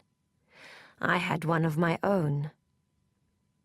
After the audience had sung the national anthem and we had been entertained by a comedian waltzing with his pet pig, the lights lowered and my film appeared on the screen.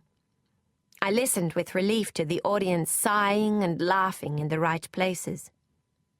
Esther, who was sitting between me and Hugh, gave a start when the bunyip appeared. It was amusing, as she had fashioned the costume herself, from one of Uncle Ota's tribal masks and a blanket. "The audience is enraptured," Uncle Ota whispered. "Congratulations!" But my little effort was overshadowed by the feature film, The Blue Mountains Mystery. The cameraman, Arthur Higgins, captured the grand beauty of the setting in a way never seen before. It was as if the mountains had risen up before our eyes to dazzle us with their majesty. Afterwards, the guests mingled in the foyer while Clara played the piano with two of her classmates joining her on violin and clarinet. Hugh, who was not comfortable with crowds, left immediately after the session, and Uncle Ota, Ranjana, and Esther were occupied with the catering. I stood by the fountain and surveyed the room. I spotted Peter in the crowd, but before I could reach him, I was intercepted by Freddie. "I'd like to see what you can do with a bit of money," he said. "That wasn't a bad effort." "Thank you." Freddie scratched his head and signaled to a waiter carrying a tray of champagne glasses. "I received my portrait and all the compliments that went with it. How come you didn't bring it yourself?" "I would have," I lied, "but I have been busy." The waiter brought over the tray of glasses, and Freddie took two, handing one to me. "Have you seen Philip lately?" I was taken aback by his question. I had not forgotten how he had looked at me when I had emerged from the maze. But I had done nothing wrong. Freddie could judge me all he liked. "No," I said firmly. "Beatrice is still in mourning." Freddie cocked his head. "Beatrice," he sighed. Now there is someone who has more to her than meets the eye. My curiosity was aroused. I was about to ask him what he meant when Uncle Ota signaled to me to move to the front of the room to give a speech. "I'll catch up with you later," Freddie said. But afterwards, when I looked for him, Freddie was gone, and I had lost my chance to find out more about Beatrice. 2 days after the premiere, Philip sent me a note asking me to meet him in the garden of Broughton Hall. Now it begins, I thought. Now my happiness with Philip starts. "You both deserve all the joy in the world," Clara said when I told her where I was going. The day was unusually humid. I stepped off the tram and the sun disappeared behind the clouds, and the sky threatened rain. I had dressed in a floral skirt and blouse and had curled my hair especially for the occasion. But the listless air turned my locks frizzy and my blouse stuck to my back. I reached the path to the garden, and the sky suddenly opened. Rain splattered down and splashed mud onto my shoes and stockings. I hurried past the pine trees and tropical ferns to the summer house where Philip had said he would wait. I passed a fig tree, and the summer house came into view. Philip was standing with his back to me. I was filled with such love that I forgot my clothes were soaking wet and my curls were falling into straggly ringlets around my face. Thunder cracked. A wind that came from nowhere whipped against my face. The heat dissipated from my skin and goosebumps rose on its surface. Philip turned when he heard my step behind him. His eyes were pinched and had no luster to them. The expression on his face was one of such sorrow that I instantly stiffened. "Good God," he said, tugging off his jacket and wrapping it around me. "You must be frozen." His concern for me did nothing to quell the terror rising in my heart. A man in love with a woman does not look at her that way unless he has terrible news. Scenarios raced through my mind. Beatrice had refused to break off the engagement. She had threatened suicide. Philip had realized he was in love with her, not me. "What is it?" I asked. Philip drew me to the center of the summer house, but the position gave us little protection from the rain, which blew horizontally. Tears welled in his eyes. "Beatrice is going to have a baby," he said. I swallowed, but I could not get rid of the lump in my throat. Beatrice could not be pregnant, even though Philip had just told me so. No, I refused to believe it. Nothing as awful as that could have happened to us. Philip fumbled for my hand. "Are you sure?" I asked. My father examined her. My legs turned leaden.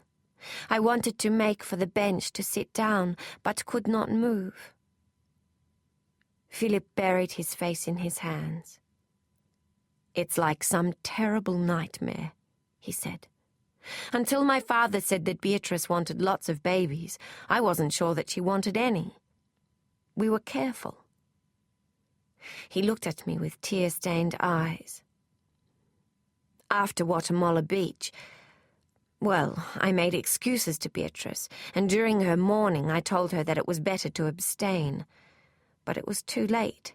It must have happened in that month you and I agreed not to see each other." The shock of the truth dawned on me, and the joy of a few minutes before extinguished.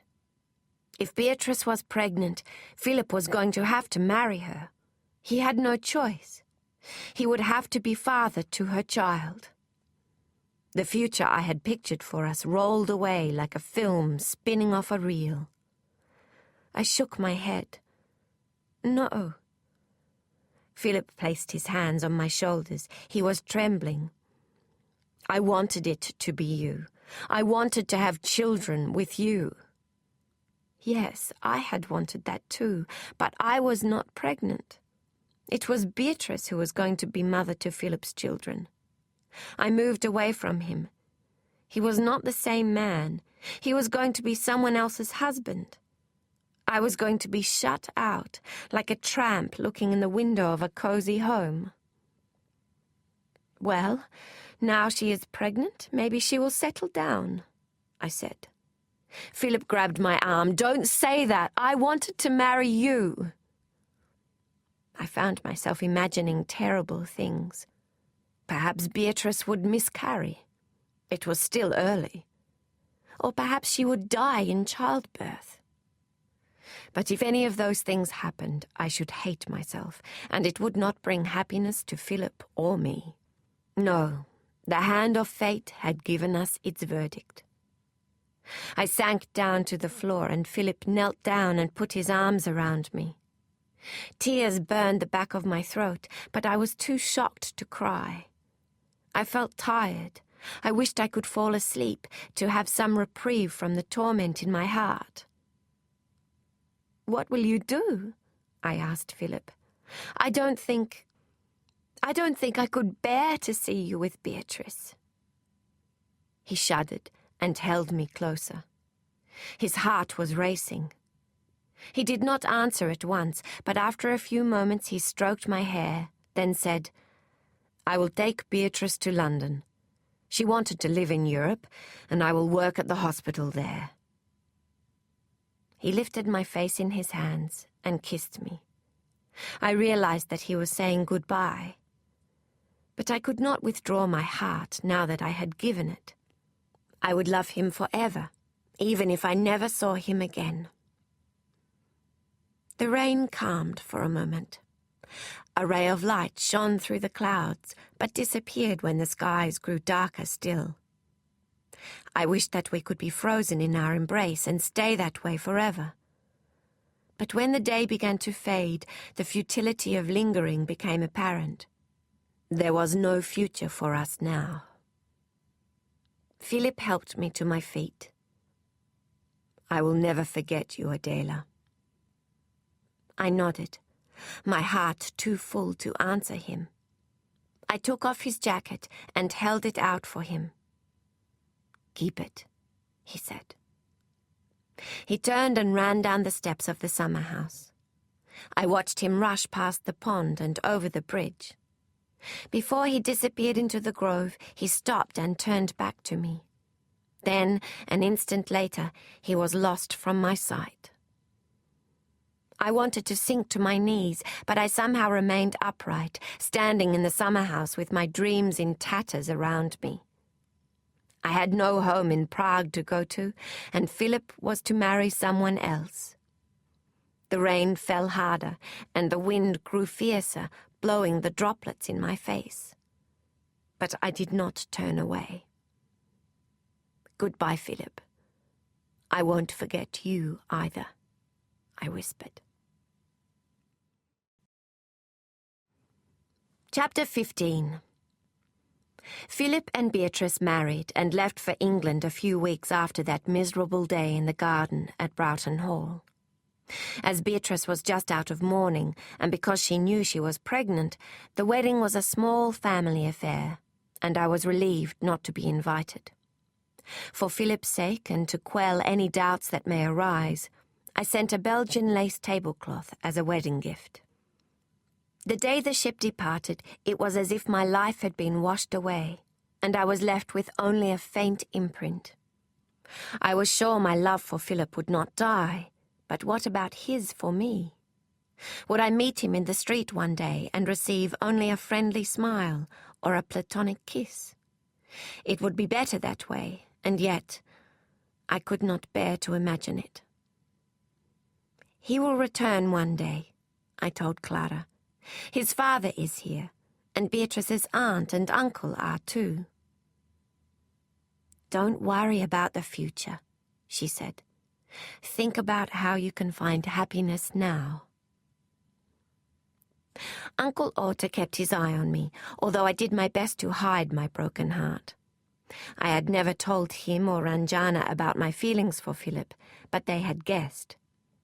Ranjana showed her sympathy by yelling at me whenever she found me slouching about the house. Get off your posterior, young lady, and help Esther with the garden. I don't want to look at your long face." It sounded cruel, but she meant well. She did not want me to shut down and stop moving. Esther had done that, and we knew the results too well. Uncle Ota was softer. "Adela, come with me into the garden," he said to me one day. I sat next to him on the bench under the Japanese maple. "I know you're sad, and that you won't tell us why," he said. "I remember how life wounds the young." I rested my head against his shoulder. He stroked my hair and continued. "Long before I met Ranjana, there was somebody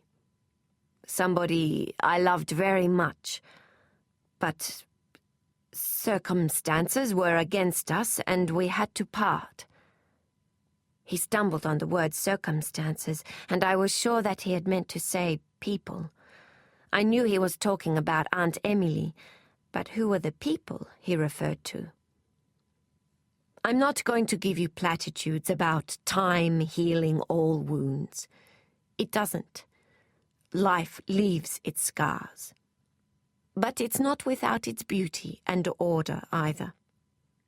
I'll never forget the woman I gave my youthful heart to and lost tragically, but I am deeply happy with Ranjana. Sometimes your true companion turns up in a surprising place. Mine did. I found her on a funeral pyre." I had to smile.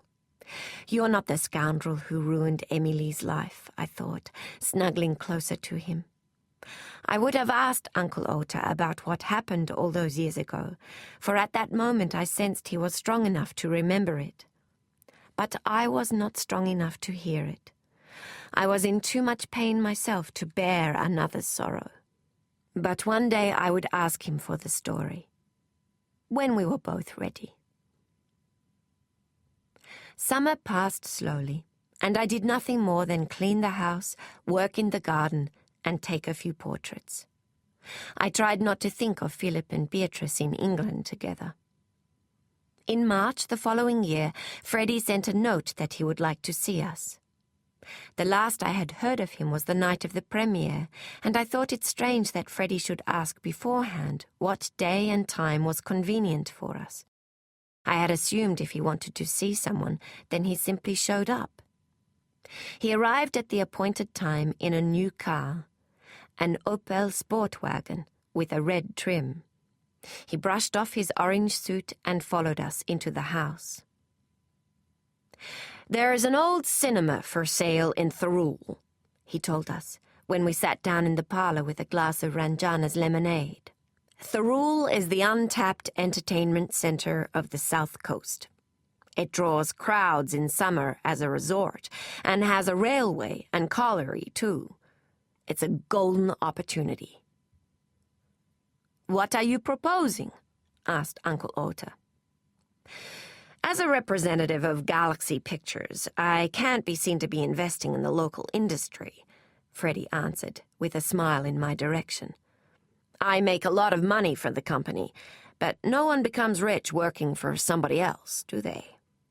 Freddie looked from me to Uncle Ota. "I want you to go buy that place for me, then work the same magic you did with Tilly's cinema. If you do that, I won't just appoint you its manager, I will make you my partner."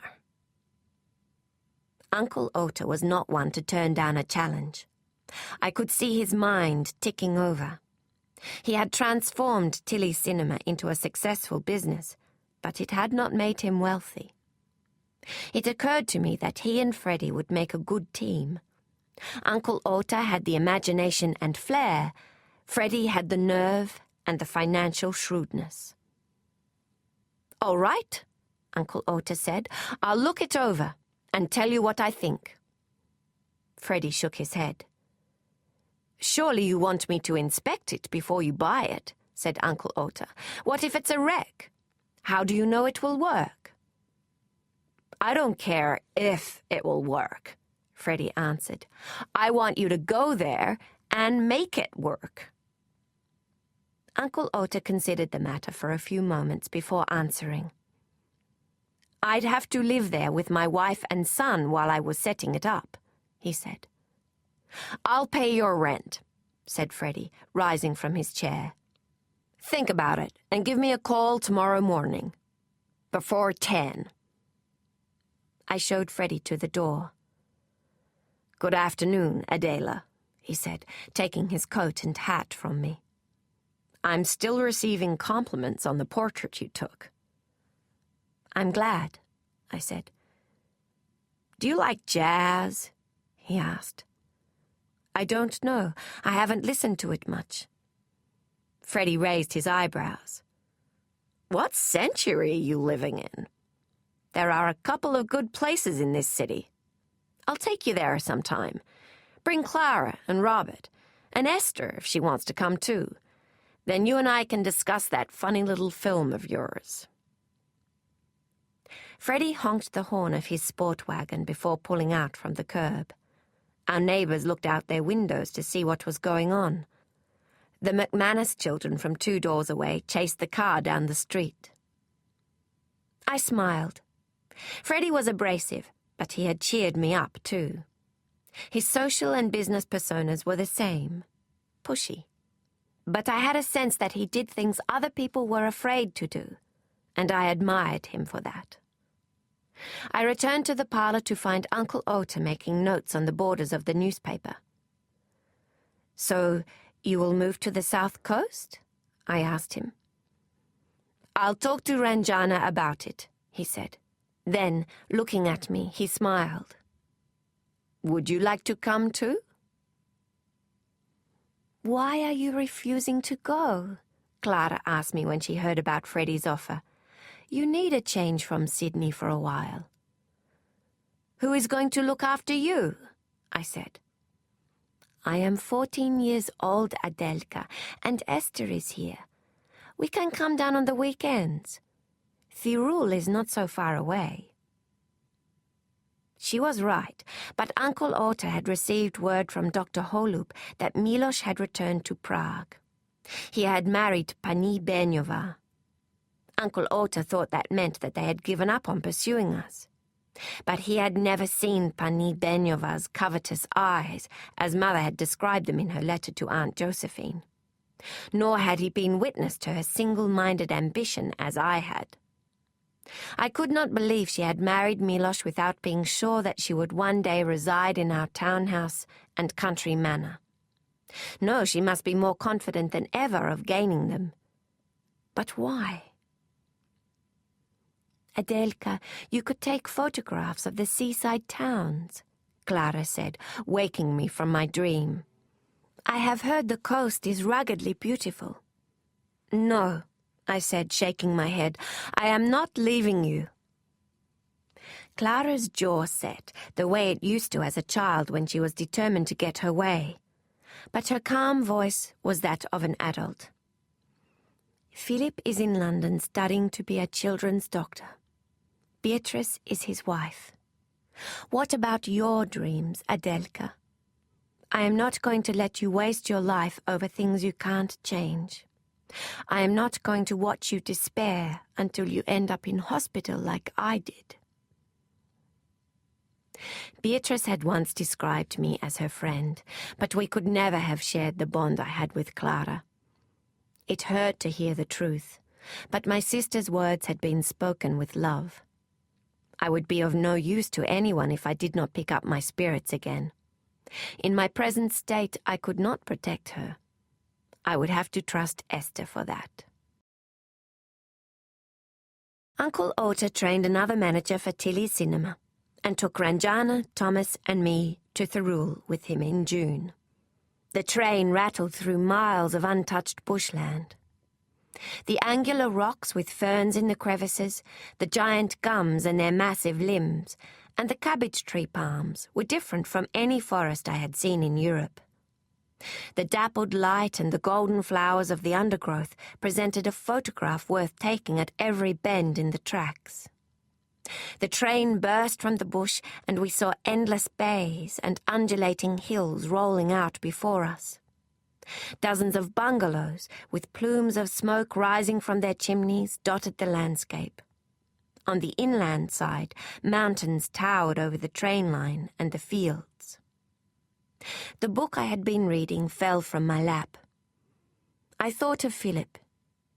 It was strange, considering the way Beatrice had treated me as though I were her bosom friend, that she had not written to me since her arrival in London, or informed me of the birth of her child. It saved me from being a hypocrite, but it was disconcerting too. I could not help but think that she knew about Philip and me. Perhaps Freddie had told her, or Philip himself.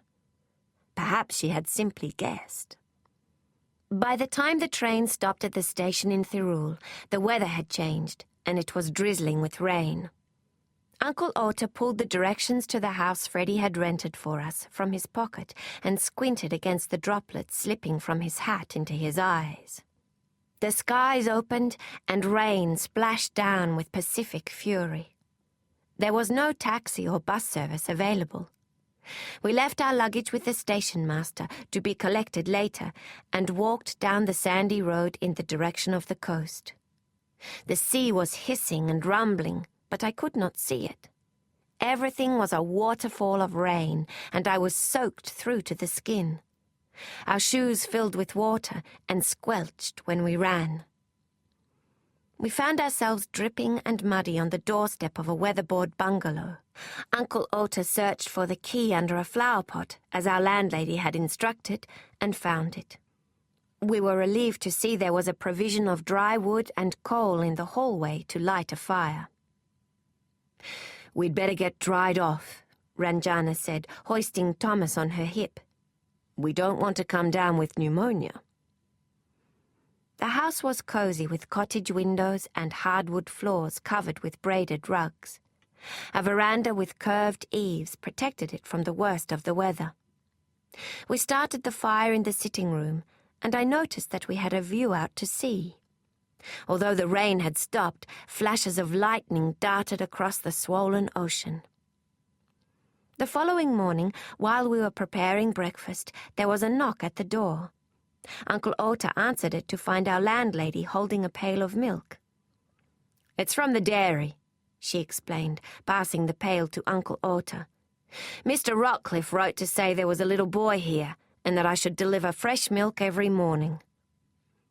Uncle Ota reached into his pocket for some coins to pay the woman, but she shook her head. "It's all been fixed up." When Uncle Ota returned to the kitchen, he placed the milk on the bench and scooped out a cup for Thomas. "It's still warm," said Thomas, licking his lips. "Delicious." Ranjana picked up a cloth and wiped his mouth. "You be sure to thank Mr. Rockcliffe when you see him next." "I will," promised Thomas. After breakfast, we walked to the town to inspect the cinema. The rain had left puddles on the unfinished road, and Ranjana had to tug Thomas to stop him jumping in them. "Thomas," she scolded, "not in your best clothes." Thomas giggled. When the next puddle appeared, he did his best to jump into that too. "Well, better a boisterous boy than one who can't walk or jump at all," said Uncle Ota. "We have to count our blessings." Buggies and motorcars were pulled up in the town's streets. People scurried in and out of stores, carrying bread, potatoes, saddles, and other household and farm necessities to their vehicles.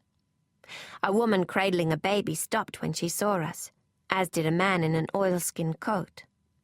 At first I thought we might have stood out as city dwellers because of my bobbed hair and Uncle Ota's two-toned shoes, but I realized that they were looking at Ranjana. I shivered when I remembered that awful day when we were attacked on our way to the cinema. But the stares here were more curious than hostile, and when we said good morning, our greetings were mostly returned. "Ah, here you are," said Mr. Garrett, the real estate agent, when we walked into his office. He had been eating fried eggs and reached for his handkerchief to wipe his mouth. "I'll get the key. The cinema is down the street." He pulled a sheet of paper from the stack of files on his desk and disappeared into the back room, returning a few moments later with his coat and hat. "The cinema hasn't been used in a while, but it has a roof," he laughed, stroking his sideburns. "The old one didn't. Weather like yesterday's used to send us scurrying to get out of the place." "The School of Arts has a roof, though, doesn't it?" Uncle Ota asked. "Yes, it does," Mr. Garrett agreed. "They screen a few sessions a week, and are talking about putting in new seats. But they won't be able to compete with a purpose-built cinema like the one you want to open." "Won't that upset the committee?" asked Ranjana.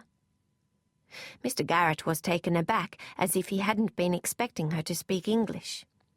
"Business is business," he replied, addressing his answer to Uncle Ota. "And the School of Arts doesn't have the seating capacity to fulfill the town's true picture attendance potential."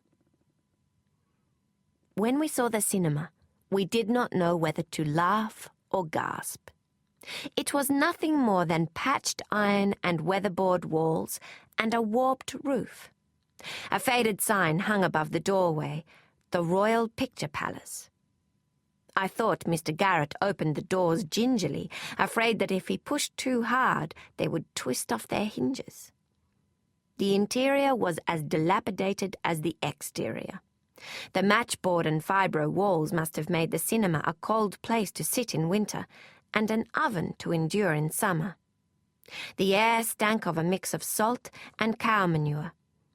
The seats were planks resting on bricks. "There isn't a biograph box. You'll need to build one to pass the fire regulations," Mr. Garrett said. He sounded as if he were making a decorating suggestion rather than pointing out a major fault with the building. Uncle Ota tapped his knuckles against a pillar. The lattice ceiling shook, and we dodged the falling dust. The pillars blocked the view, and I wondered what they were doing there because there was no gallery to support. "This building has to come down," observed Uncle Ota, poking at a rust patch in the wall. He turned to Mr. Garrett. "We are going to have to start from scratch, which is a bigger investment than I was intending." Mr. Garrett lifted his chin.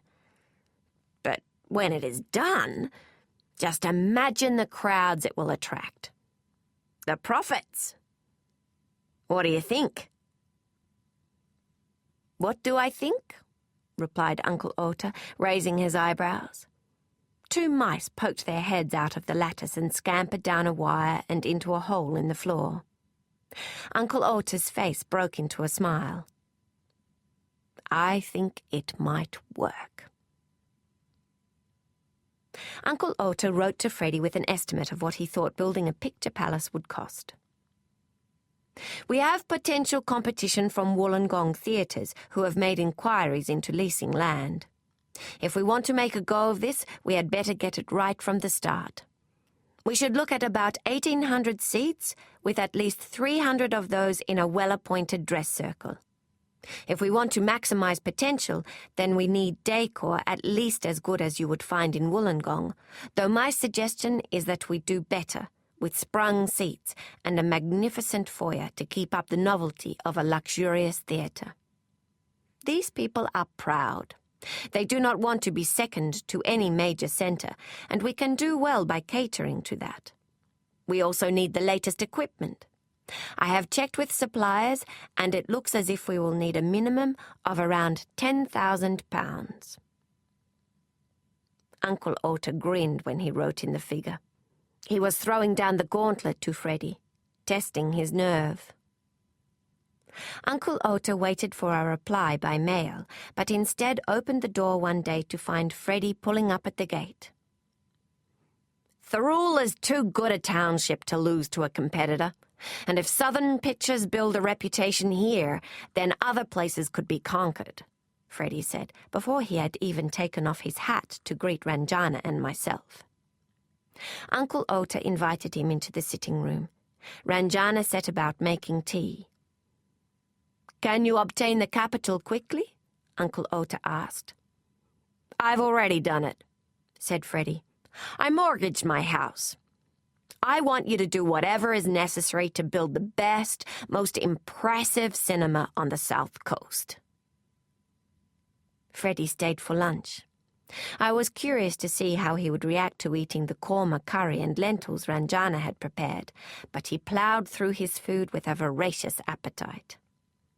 "Now, Mrs. Rose," he said to Ranjana, "I want you to source the best equipment for your projection room. And I want you to stop hiding. You are a talented projectionist. Let people know who you are." Ranjana rolled her eyes. "That's easier said than done." "Only in one's mind," said Freddie, cutting Ranjana off. "That's the problem with black people in my country. They struggle to be second-class whites. They should use what is unique about them. White people couldn't have invented jazz." It was the first time I had ever seen Ranjana lost for words. "The projection room will need to be fireproofed and isolated from the rest of the cinema in case of an emergency," Freddie said, before glancing at his watch and standing up. "I'm sorry I can't stay. It's been delightful." "No," cried out Thomas. We turned to look at him. "I haven't said, 'Thank you, Mr. Rockcliffe,' yet," he protested. "What for?" Freddie asked him. "For the milk," Thomas said. Freddie gave him a salute. "You are welcome, young man." He was like a storm that crashed through the sky but cleared the air. Freddie took significant risks in anticipation of large rewards. I found him inspiring.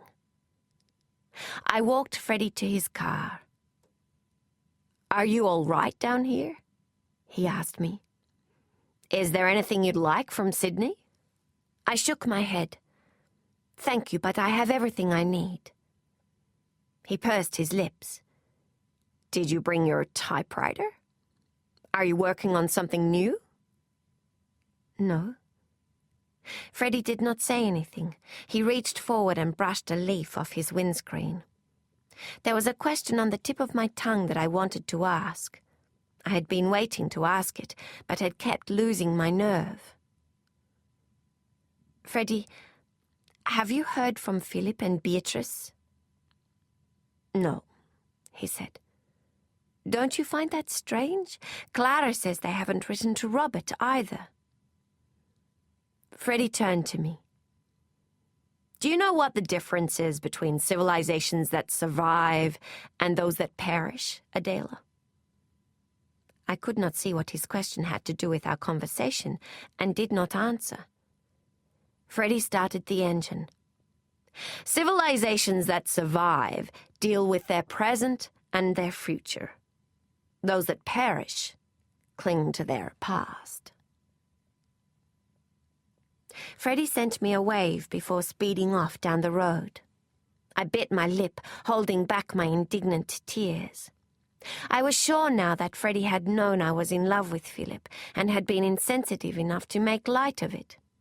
I would be cordial for Uncle Otter's sake, but I would never ask another thing of Freddie Rockcliffe, I promised myself. A week later, the postal truck delivered a package to me. "It's heavy," said Uncle Otter, lifting it onto the dining table. I cut the string and opened the package to find a new imperial typewriter inside. Freddie had not included a letter, only a poem with the writer unacknowledged. I had one dream left, one bullet in the barrel. I stared down the beast at my door, ready to pursue that dream with the desperation of someone with nothing left to lose. The poem lacked rhythm and structure, and I had a suspicion that Freddie had written it himself. But I did not laugh at it. I appreciated the sentiment.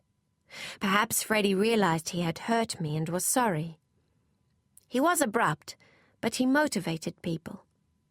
I had given thought to what he had said about clinging to the past. I rolled a piece of paper into the typewriter and composed a thank you note. The next day, I set up the typewriter on the dining room table and listed ideas for a script. I was ready to take some risks myself to realize my dream of making pictures. I typed the first 3 pages effortlessly, but as I was winding on the paper for the 4th page, I looked out of the window and noticed the fig tree in our neighbor's garden. I suddenly remembered Philip's face on the day we had parted in Broughton Hall's garden, and froze. Uncle Otto wasted no time setting about the construction of the Cascade Picture Palace. 2 months after he had seen the site, the old building had been demolished and the foundations for the new one put in place. While Uncle Otto consulted architects over granulite stairways and stained glass windows, Ranjana set about sourcing an Ernman cinematograph and a Crompton 10-horsepower motor converter. She had a superior knowledge of her craft compared to most projectionists, and was tired of the stairs and the second-class treatment that suppliers dealt out to her. "I am renouncing my position as a token Australian," she proclaimed one morning. She swapped her Western clothes for saris and her pearls for a bindi. But instead of the traditional cotton and silk saris, Ranjana made hers from Western fabrics. One day, when she and I had to travel to Sydney to source Axminster carpets, she donned a sari of linen patterned with giant maple leaves. The coal miners and their wives waiting on the platform could not take their eyes off her. If she had hoped to discourage people staring at her, the outfit had the opposite effect.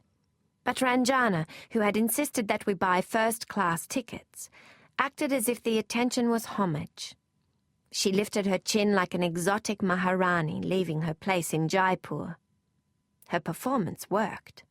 I expected the guard to stop us entering the carriage and to tell us that dark people were not allowed to travel first class. Instead, he dusted off our seats with his handkerchief before allowing us to sit down. "Thank you," Ranjana said like a true sovereign. Then turning to me, she whispered, "Freddie was right." I thought of the day Freddie had come to our house in Watson's Bay to have his picture taken, and how he had quoted Nietzsche.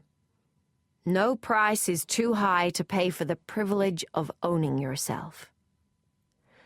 Perhaps there was more to Freddie than met the eye.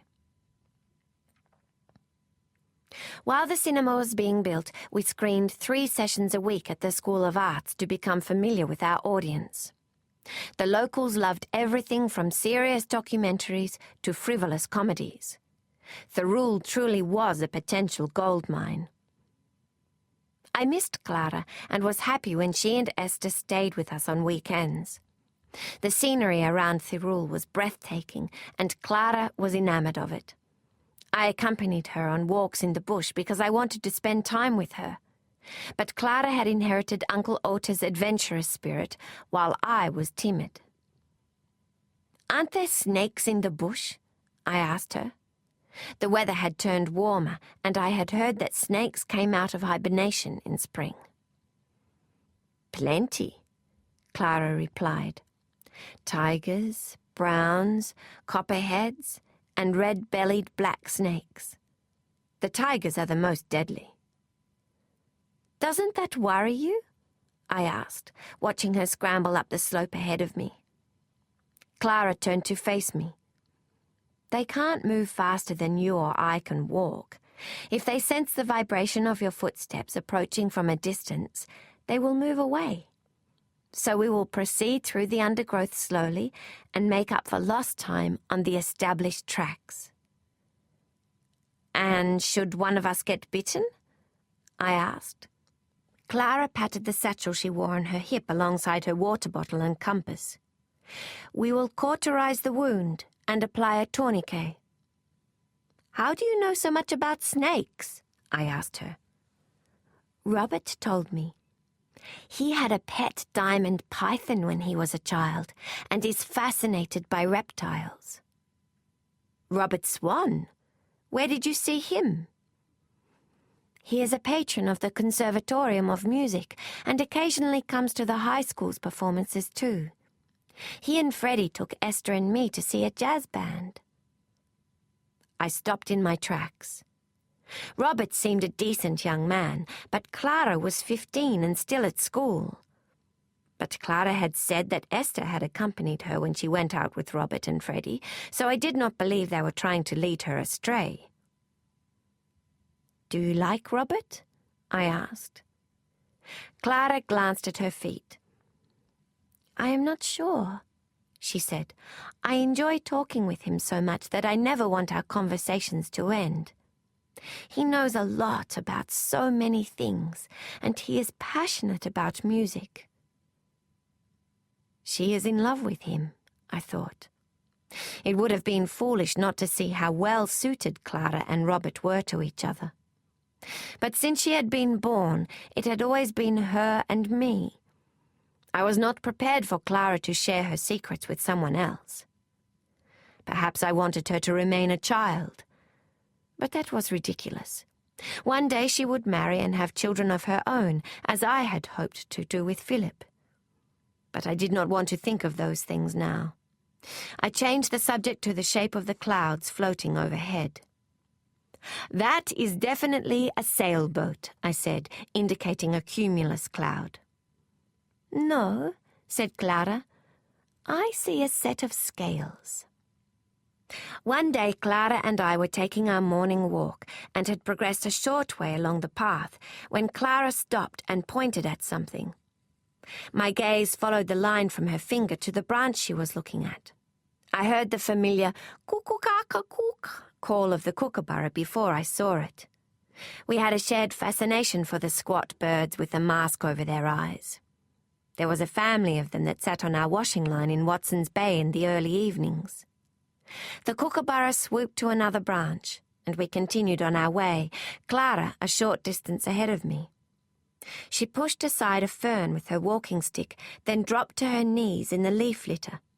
Thinking that my worst fears had come to pass and she had been bitten by a snake, I rushed towards her. But there was no snake.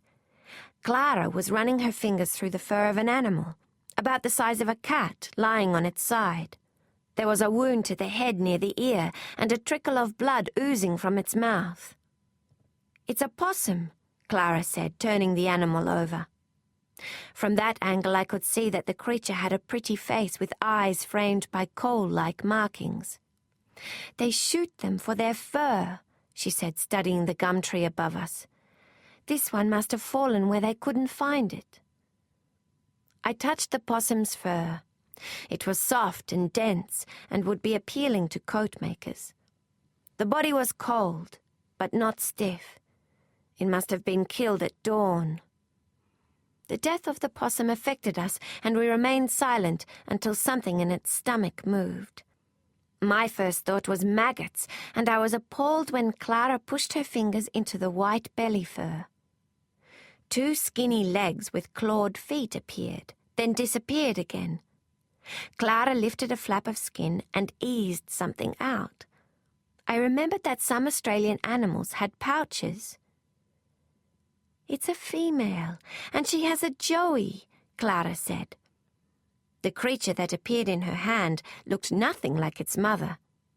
The eyes were still closed, and it had a head like a bald puppy. Its ribs were showing through its fragile skin. "It is still warm," she said, holding the creature towards me. "You take it. Your skin is warmer than mine." I tugged the cotton scarf from around my neck and formed it into a truss.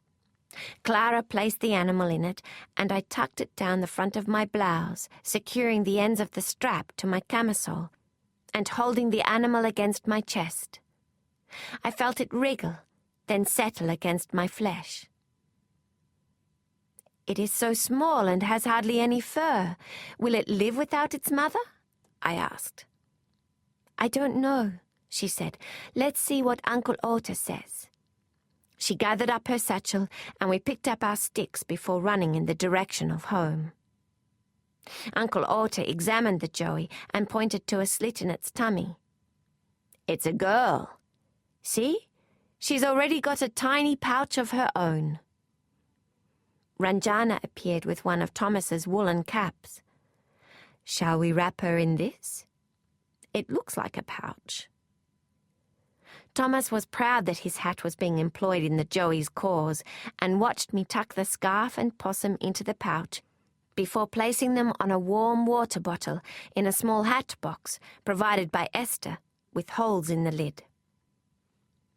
"What are we going to feed it?" he asked. Uncle Ota averted his gaze. He was thinking the same thing I was, that the unformed creature was not going to live more than a few hours. But I could still feel the tingle on my skin where the Joey had lain against me, and prayed that she would. Ranjana had taken to the Joey as much as Thomas had, and was full of suggestions. "They give orphaned kittens carnation milk and vitamin drops," she said. "Perhaps we can try that. And egg yolk might be good." Uncle Ota looked as if he was wrestling with his conscience, but something made him decide to get into the spirit of things. "All right," he said, sitting up. "What shall we call our little orphan?" "Angel," Thomas replied. "Angel is a good name," agreed Esther. "We all need an angel." Ranjana rummaged through the cupboards and found a can of carnation milk. She pierced it, adding some vitamin drops, and poured the creamy mixture into a jug, diluting it with warm water from the kettle before handing the mixture to me. "Indeed, we all need an angel sometimes," said Uncle Ota, giving me a knowing smile. "Now, let's hope our little one lives."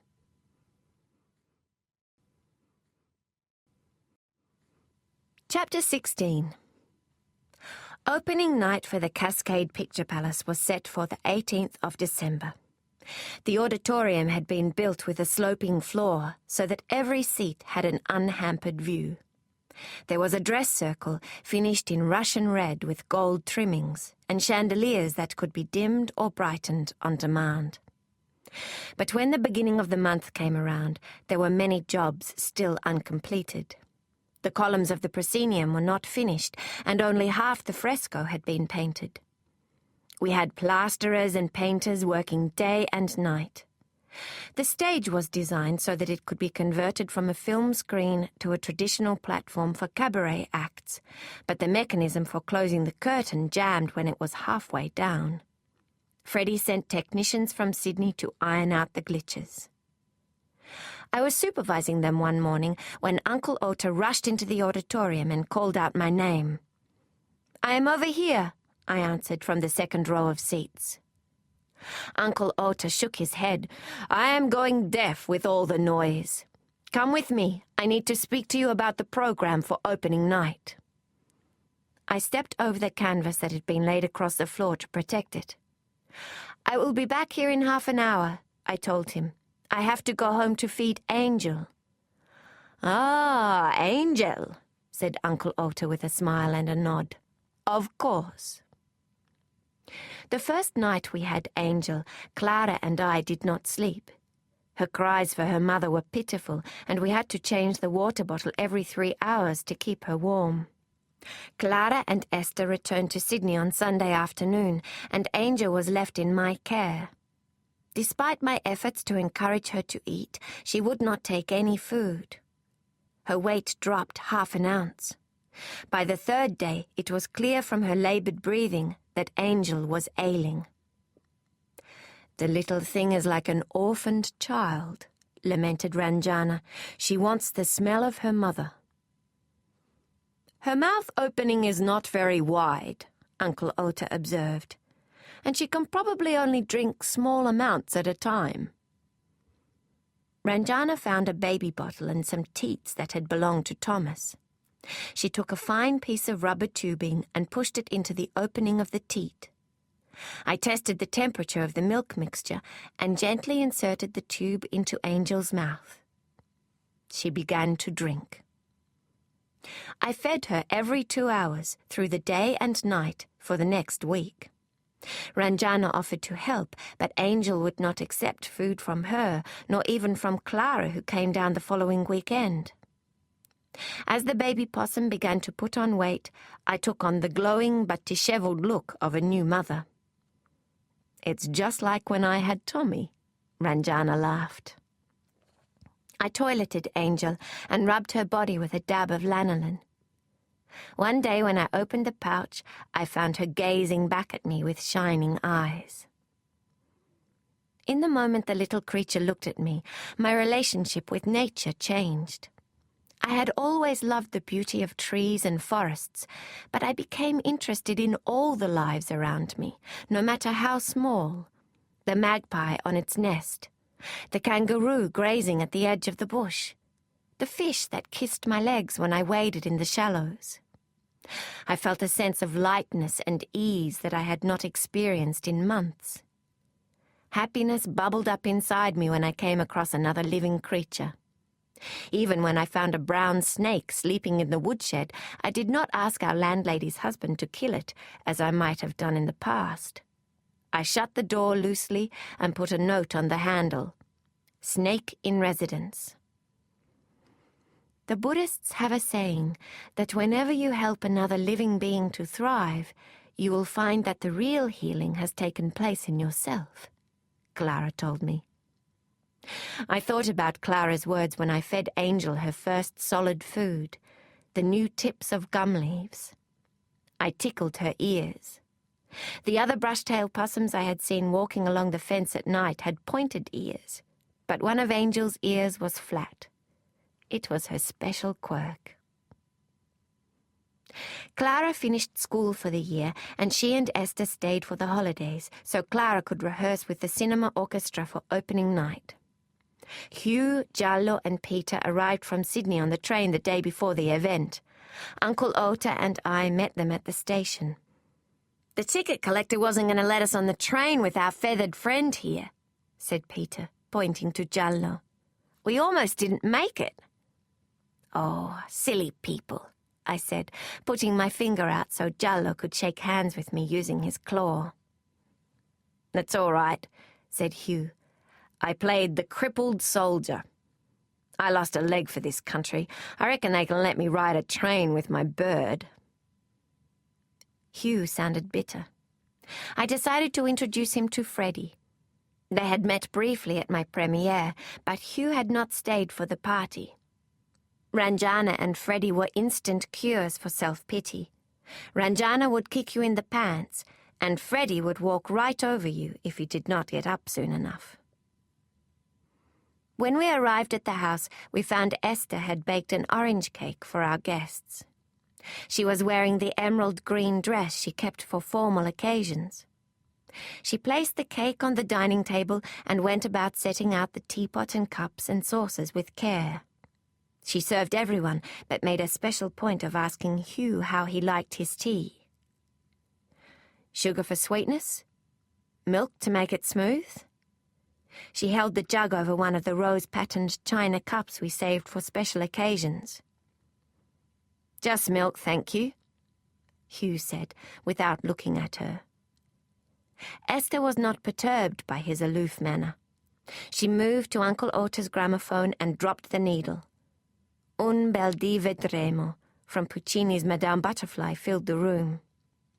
She knows how he likes his tea, I thought. Esther had made a cup for Hugh almost every hour when we were working on the bunyip. He asked her to stop because he was going to the toilet all the time. I glanced at Clara. She shrugged her shoulders, not able to understand Esther's diligent attention to Hugh either. On the night of the premiere, I weighed Angel. She had tripled her weight and was covered in dense fuzz. Clara and Thomas clapped their hands with delight. "She looks like a pom-pom," observed Thomas, stroking Angel's fur when I held her out to him. I pinned her pouch to the side of a parrot cage and left her to munch on the grevillea blossoms Thomas had collected with Clara. The whole town turned up for the opening of the Cascade Picture Palace. I was proud when I heard the guests chattering in the auditorium before the show. The excitement in the air was palpable. As well as Beaumont Smith's picture, The Prehistoric Hayseeds, there were chorus lines, comedians, and an opera singer on the program. The local beauty queen cut the ribbon, and the president of Bully Shire Council gave a speech commending us on building a cinema in Thirroul. Clara, beautiful in a saffron yellow dress encrusted with sequins, performed Tchaikovsky's Piano Concerto No. 1. Robert, who had come to the premiere, could not take his eyes off her. At the party afterwards, we lowered the lights, and a dance band played in the foyer. I knew that Freddie was coming, but I had not seen him all evening. I was making my way past the dance floor when someone tapped me on the shoulder. I turned to see a well-built man with dark hair standing behind me. I assumed that he wanted to dance.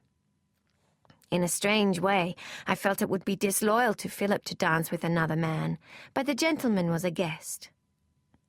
He was dressed in a formal evening suit with a white tie and textured silk lapels.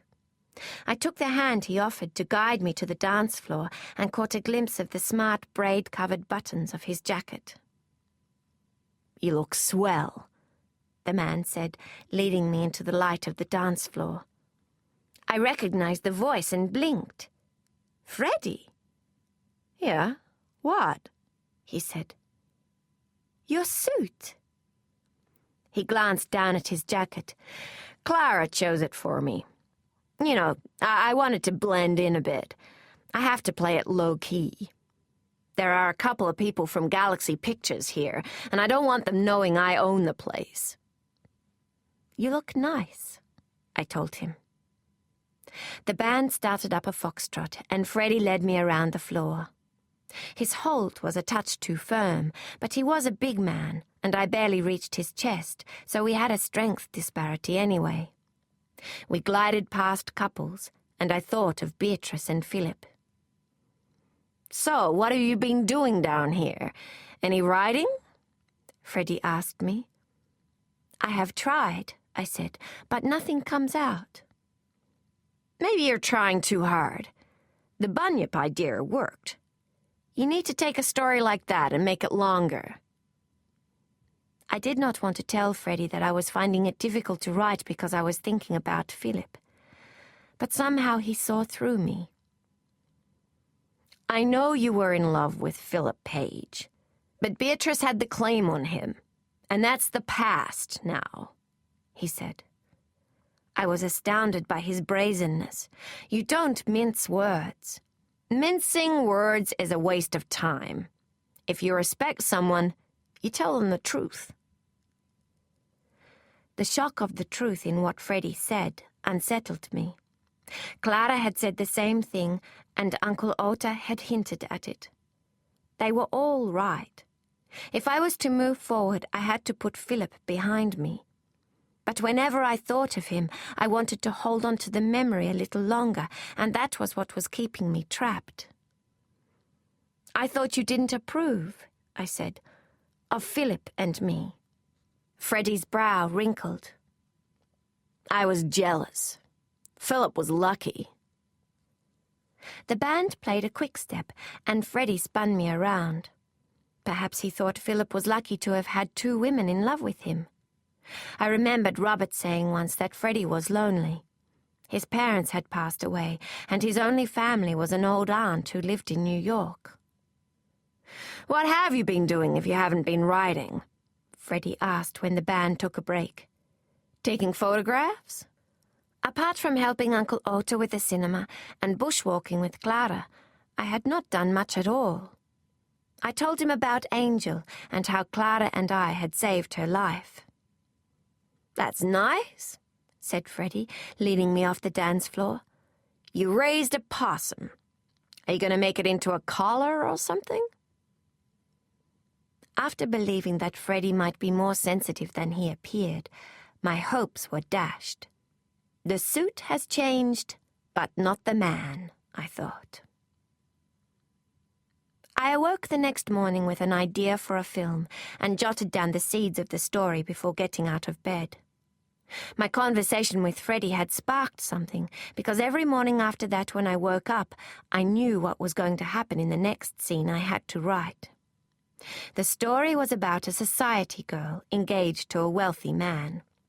They have an argument one day, and to make amends, the man takes the woman shopping and tells her that she can have anything she wants. She decides on a coat made of possum fur. But each time the woman wears the coat, she is struck by bad luck. She wants to show off her coat to her girlfriends at a restaurant, but is stung by a bee on the eyelid before she leaves home. She wears it to visit her parents, and her father chokes, nearly fatally, on a pea. She wears the coat to a society function, and her fiancé trips and breaks his ankle. The woman, however, cannot see that her bad luck is related to the purchase of the coat. After breakfast, I typed out the scene I had imagined in the morning. As the script grew, I reviewed the pages with a sense of excitement. I wanted to know what would happen next. The couple's wedding is to take place in a church on the south coast, but the woman wears the coat to the rehearsal, and the church burns down. At a party in the couple's honor, the woman overhears a young man, a friend of her father's, tell another guest that the possum is known in Aboriginal legends as a curious, sometimes mischievous, but always kind animal. He jokes that these are not traits of the woman, who was rude to him on a previous occasion. She's wearing the wrong coat. She should be wearing skunk. When I reached the end of the story, however, I became stuck. Then one evening when I was feeding Angel gum leaves and pieces of apple, an idea came to me. I scribbled it down in the margins of the newspaper I used to line her cage. While driving home one evening, the woman's fiancé, drunk and cantankerous, hits a possum on the road.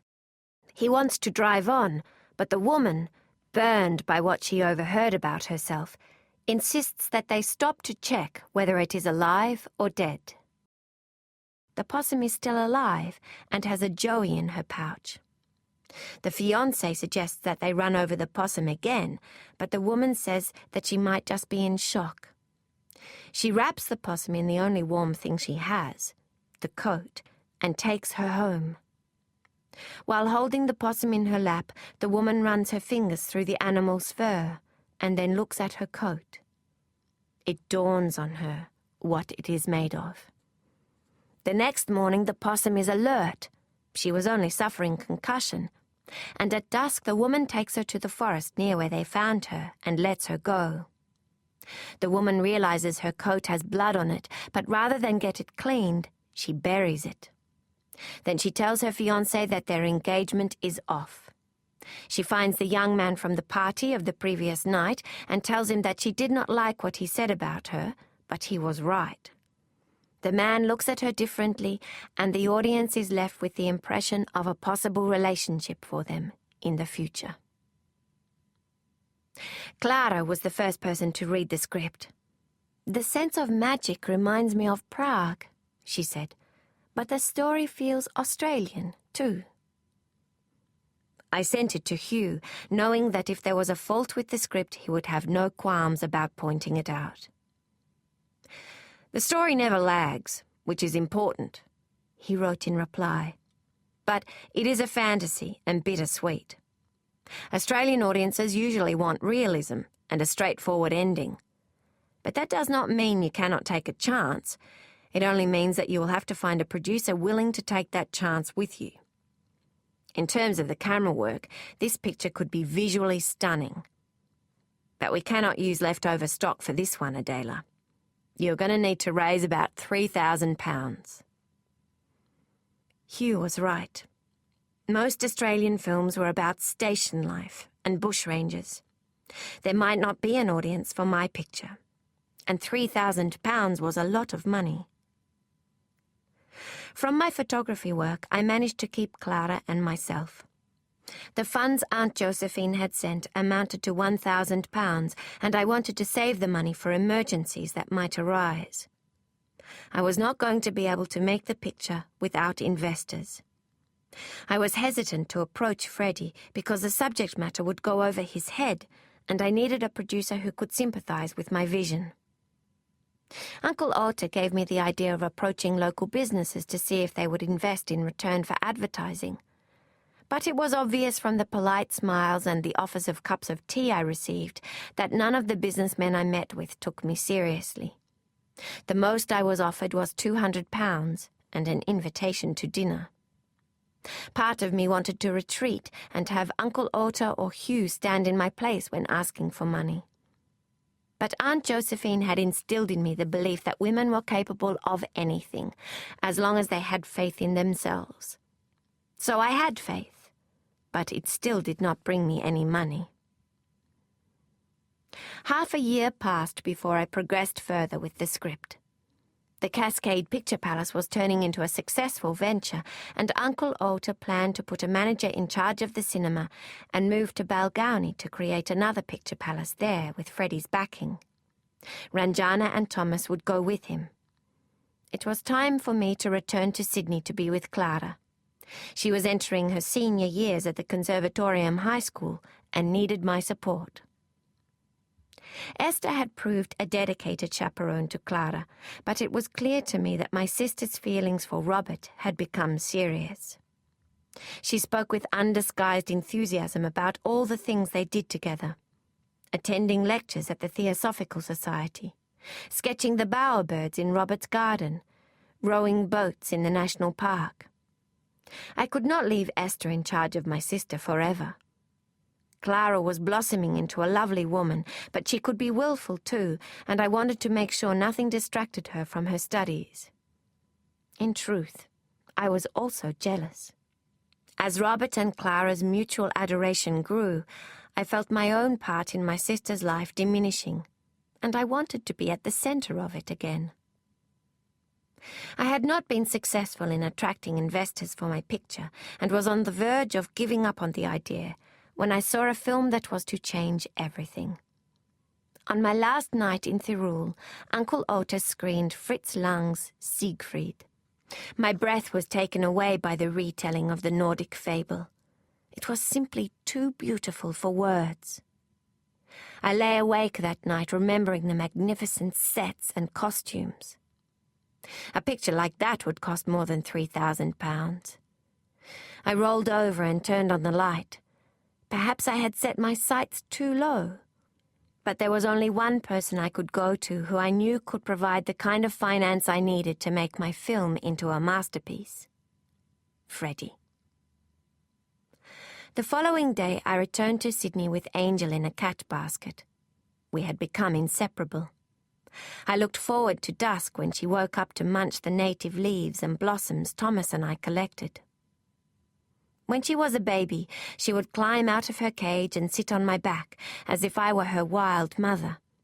But once she emerged from her pouch and moved into the hollow branch I had hung in her cage, she began to outgrow her home.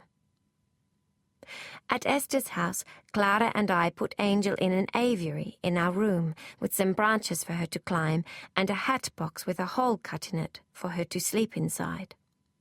I left the door open at night so she was free to wander the house. But in the morning there would be broken dishes on the floor and droppings on the carpet. No one complained about cleaning up after her because we all loved Angel, but she was a wild animal, not a cat that could be house-trained. The unsuitability of keeping her as a pet was dawning on us. To curb some of her habits, I tied a rope from the end of my bed through the window and out to a tree in the back garden. In this way, Angel could wander from the bedroom to sit in the tree to eat her fruit and do her droppings.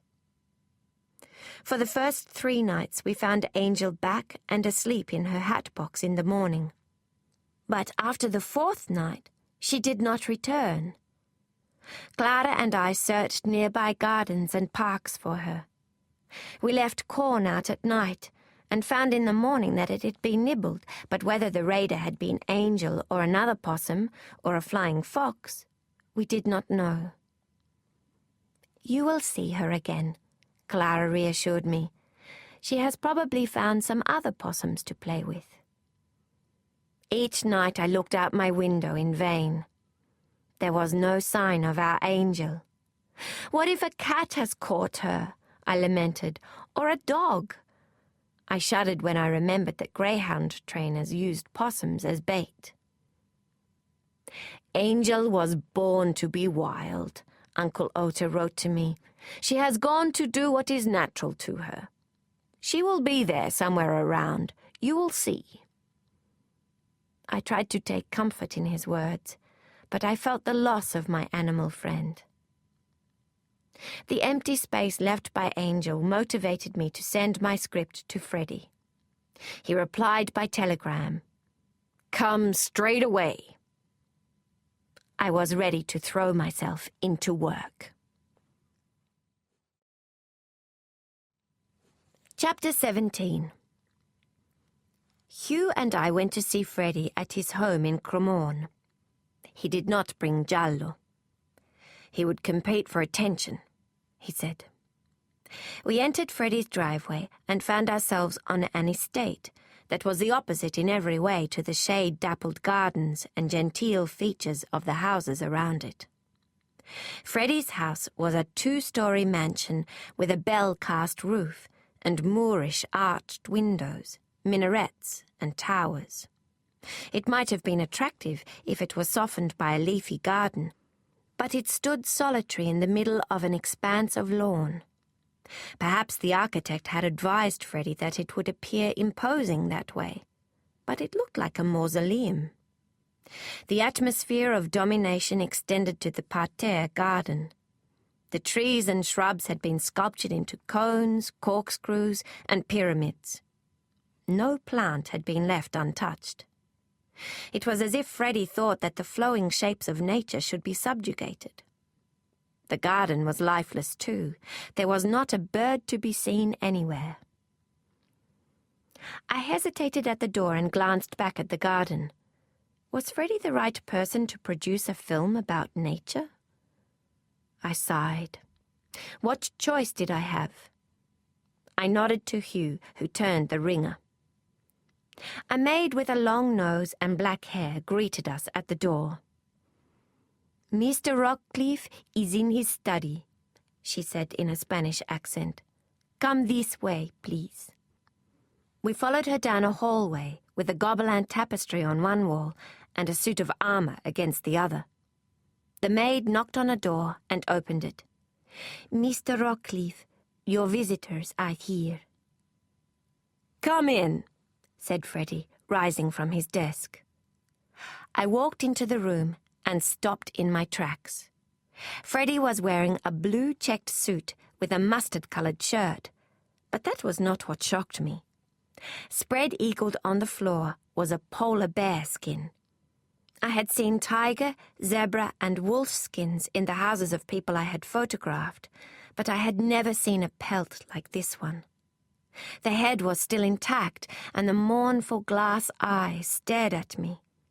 A rope was twisted around the animal's muzzle and extended to its outstretched paws, as if it had just been trapped and was looking death in the face. "Christ," muttered Hugh when he came in behind me. "You like it?" asked Freddie, signaling to his maid to prepare tea. "The first director I made a film with gave it to me." A fire burned in the fireplace, and the room was stiflingly hot. It had been cold outside, but now my head boiled under my cloche hat. I patted my neck with my handkerchief. "Please, sit down," Freddie said, indicating 2 wing-backed chairs. Hugh and I edged our way around the rug, not able to bring ourselves to step on that unfortunate animal. The maid brought the tea. I was glad for the excuse to look at my cup instead of the rug or Freddie's suit. Maybe he does these things on purpose, I told myself, to unsettle people. Freddie sat back in his chair and folded his hands behind his head. "I've read your script, Adela," he said, "and boy, do you have some work to do. It's full of flaws." "What flaws?" I asked. Well, to start with, the assumption that people might care about a possum the same way they care about a dog. Don't you know that Australians slaughtered 5 million possums last trapping season? Why the hell should they care if one of them gets hit by a car, or if a dozen of them are turned into a coat for some society lady to wear? I knew possums were hunted for their fur, but the number that were being slaughtered left me speechless. I thought of Angel's innocent eyes. She was more beautiful than any dog or cat. How could people kill animals like her? What about a native bear, then? Hugh suggested. People seem to like them. Freddie scratched his chin. One of Australia's national symbols. Just as many of them are killed in a season. I think you two have been hanging around the vegetarian cafe too long. Children might think those animals are cute, but their parents couldn't care less. He waved a box of cigars in front of Hugh, who declined, and took one himself. I was on the verge of tears. My script did not have a flaw. The whole premise was wrong. I stared at the rope around the polar bear's muzzle. I did not blame Freddie. He was only speaking the truth. Who was going to take a story about a possum seriously? I lived in a much kinder world with Uncle Ota, Ranjana, and Clara. Even my burly cameraman would not hurt a lamb, let alone eat one. But why did Freddie call us here if he was only going to scoff at the script? If the story is so out of touch with what people think, why did you want to see us? I asked him. Are you trying to humiliate us? Freddie's eyes opened with surprise. Why? He asked. Because this is so different from the pictures that are being produced here. It's refreshing. I'm excited about it. And believe me, that's rare. I was too stunned to take in immediately what Freddie had said. A moment ago, I had been ready to leave. He laughed and shook his head. You artists are all the same.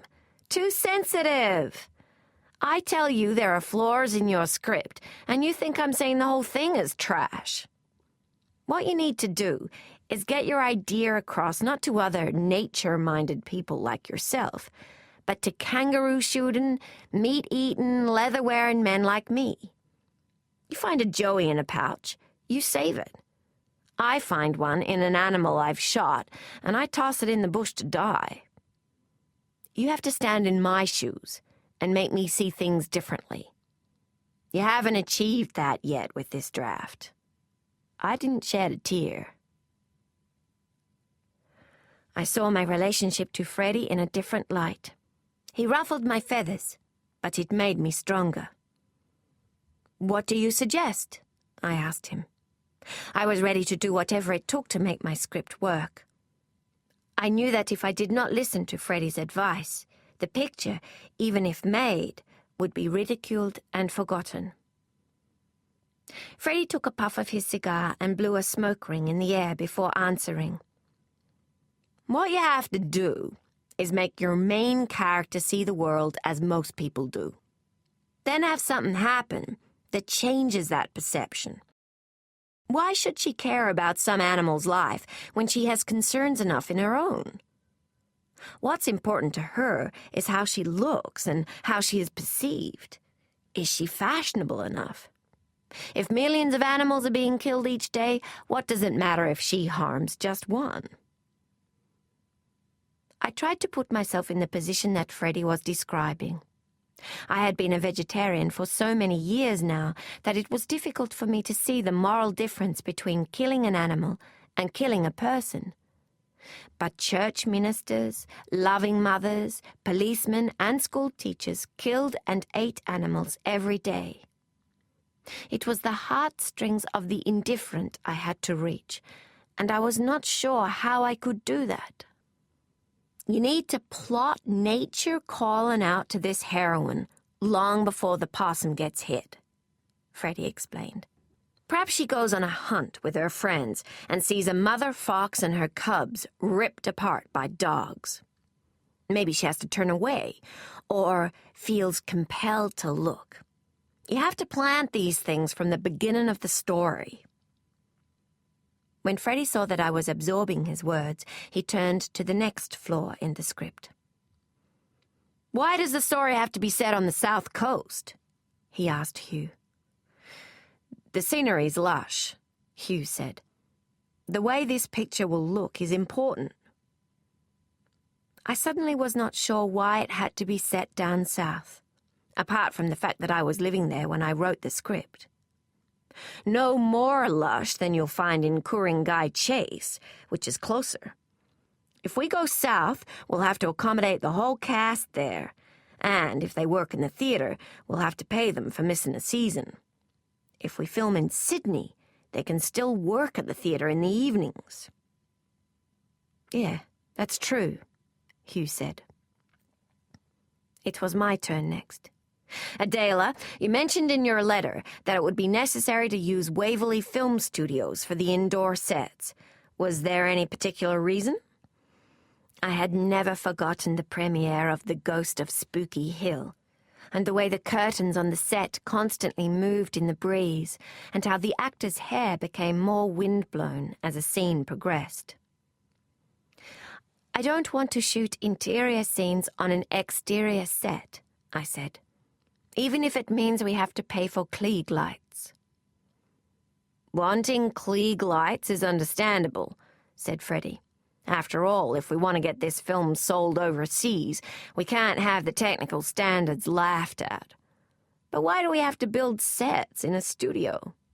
Surely, if it's a socialite's house we're trying to evoke, we can find someone to lend us their home for the day in return for a location fee. Why don't I ask Robert if we can use his place?" I was exhausted, but I was excited too. In the Dark was not going to be some 2-bit production.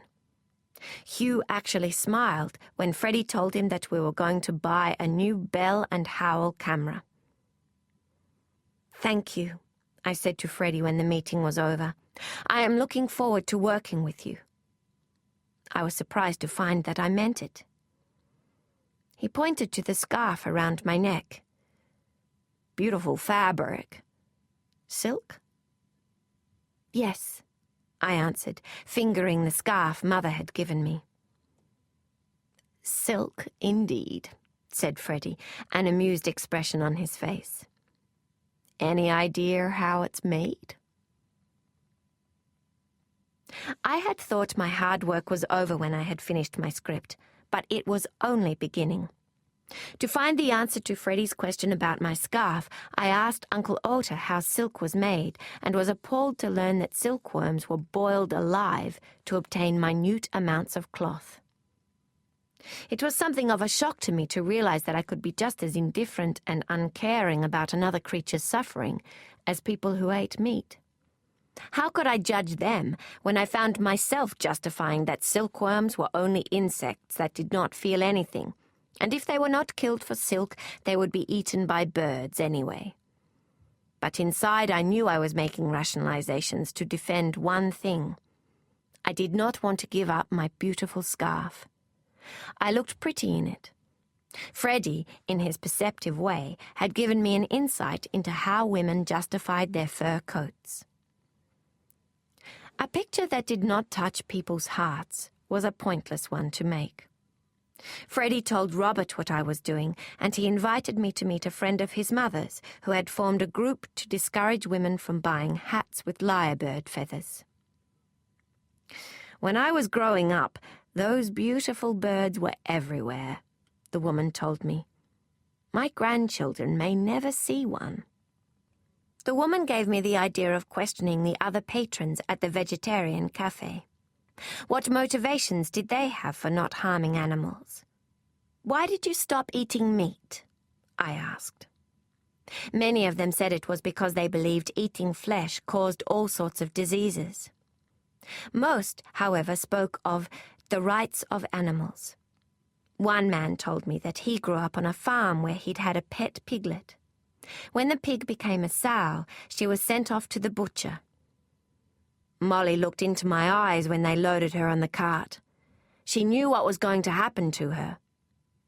I had betrayed my childhood friend.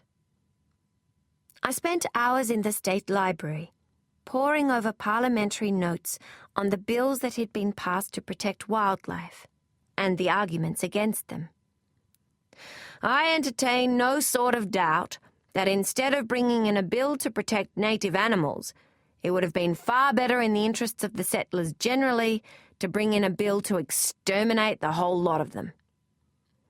The farmers of the coastal districts where I had found Angel demanded that possums be systematically eradicated. They are not only a nuisance about gardens, but they get underneath the iron roofs. But every so often a voice would speak up in defence of the useless brutes. This bill has not been submitted for the protection of native animals or in order to prevent their extinction, but to foster and keep up the trade in skins. I found letters to editors written by members of the Wildlife Preservation Society of Australia that touched my heart. It is a wicked thing to shoot such beautiful animals. We must take pride in our unique fauna if we are to have any sort of pride in our unique nation, and not send them to the brink of extinction. We must educate our children to love and cherish these creatures as they should love and cherish this country. I began to see that I was not so alone in my thinking, although like-minded individuals were in the minority. "What is the use of these animals?" one letter said. "They are of no use. I hope any bill to protect them will be thrown out, because they are a nuisance." Despite my bond with Angel, I changed the animal in my script from a possum to a native bear. The message was more important than the species. Possums were accused of all sorts of crimes against crops, while native bears were seen as benign. They looked like people, too, I thought, with their flat facial features. Lying back with its arms and legs spread out, a native bear almost resembled a child. Imelda, the beautiful artist's model at the cafe, turned out to be called Mabel. She gave me some invaluable insight. "I've been a vegetarian nearly all my life," she told me. "I would never harm an animal." When I asked her why, she lifted her skirt and pulled off her boot. Half her foot was missing. "I was going to be a dancer, but no chance of that after what happened. When the artists paint me, they drape satin over my feet." I stared at the injury, expecting a story about a shark bite. I was 7 years old when I put my foot in a steel jaw trap. My father used them to catch rabbits and foxes, but half the time we got wallabies and roos. I'd been having a fantasy about fairies living up on the mountain, so I'd snuck out of the house when my sisters weren't watching. It was 2 days before they found me, not having expected me to have gone so far. They dredged the dams and searched the wells, but I was up there on the mountain in agony, burning in the sun during the day and freezing during the cold, lonely night. My struggles to relieve the pain broke my bones and tore open my flesh. When they found me, I was covered in bulldog ants. The image of a little girl with her foot shattered in a trap left me speechless. Mabel looked me in the eye.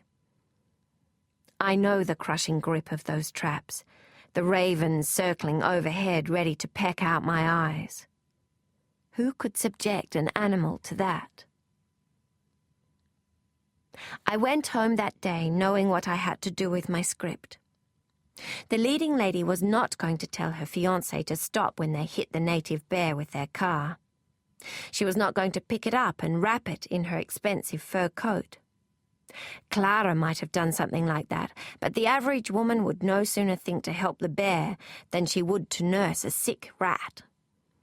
The woman would have a flicker of conscience, but nothing more. Then one night, after she has a fight with her fiancé, She walks away with him.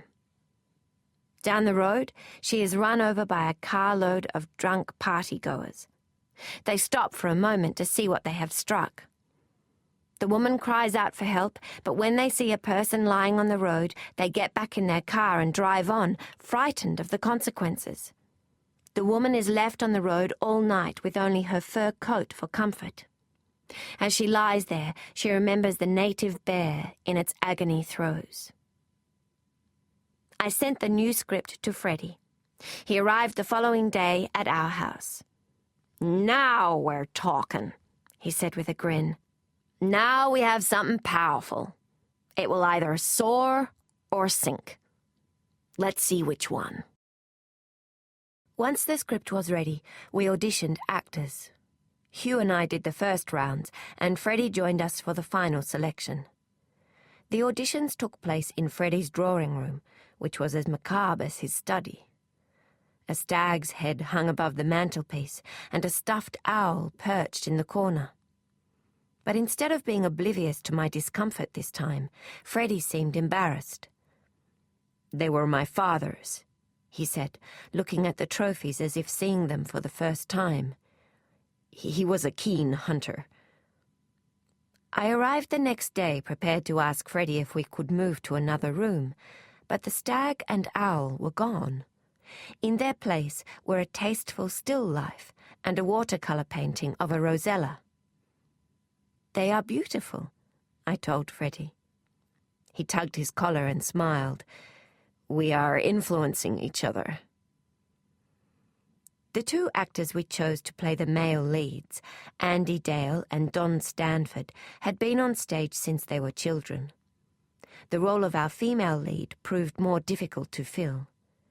We auditioned actresses and models before settling on a ballet dancer named Dolly Blackwood. Rather than mouth lines and pull faces, Dolly walked about, touching things, running her finger along the marble fireplace, stroking the chairs, gazing at her reflection in a mirror. There was something mysterious about her that was right for the part. Freddie described her as an Australian Louise Brooks. During the first day of rehearsals, Hugh filmed some of the key scenes. When we viewed the rushes the following morning, my blood turned cold. Dolly was luminescent, but Dale and Don were grotesque. Everything about them was out of proportion and twisted. We tried again the following day, but the result was the same. I woke up that night, unable to breathe. What made you think you could direct a film? I asked myself. My only experience at being a director was finishing off Peter's half-hearted attempt at a picture and directing my family in The Bunyip. This time I had two famous names in my production and finance from not only Freddie, but investors such as Farmer's Department Store. I thought of the disaster looming when everyone realized that I did not know what I was doing. Then I remembered Aunt Josephine's faith in me and decided to act like a professional and not like a child bursting into tears at the first sign of difficulty. I wrote to Raymond Longford, who Mr. Tilley had put me in touch with when I first became interested in making pictures. I told him that I admired his work and asked if he would meet with me and give me some advice on film technique. I waited for a reply, but nothing came. I grew desperate and lost more sleep. Then 2 days before we were scheduled to start filming, I received a note from him inviting me to afternoon tea. We agreed to meet at a tea house in Neutral Bay. I recognized Mr. Longford as soon as I stepped into the room with its lace curtains and velveteen chairs. He was sitting by the fireplace, a copy of the morning newspaper in his hands. He was exactly like the picture I had seen of him in Everyone's, smooth ivory skin and a mouth that looked on the brink of a smile. When he stood up to greet me, he towered above everything and had to bend to avoid hitting his head on the light shade that dangled above the table. The soft eyes framed by peaked eyebrows conveyed a great sadness. I did not have to ask why. "Lottie would have liked to be here to meet you," Mr. Longford said, pulling out my chair for me. She enjoys the company of intelligent women with talent, but she's busy reviewing some of the scenes for our next film." Mr. Longford was in denial.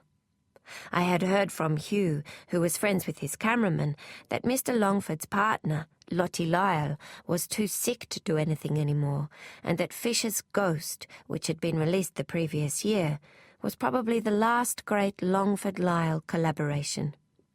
She was in the final throes of consumption. "If I had half Miss Lyle's talent, I should be blessed indeed," I told Mr. Longford. Tears welled in his eyes, and he turned his head to signal to the waiter, who alleviated further awkwardness by bringing a tray of tea and sponge cakes to the table. "Now, what is it that I can do for you?" Mr. Longford asked me.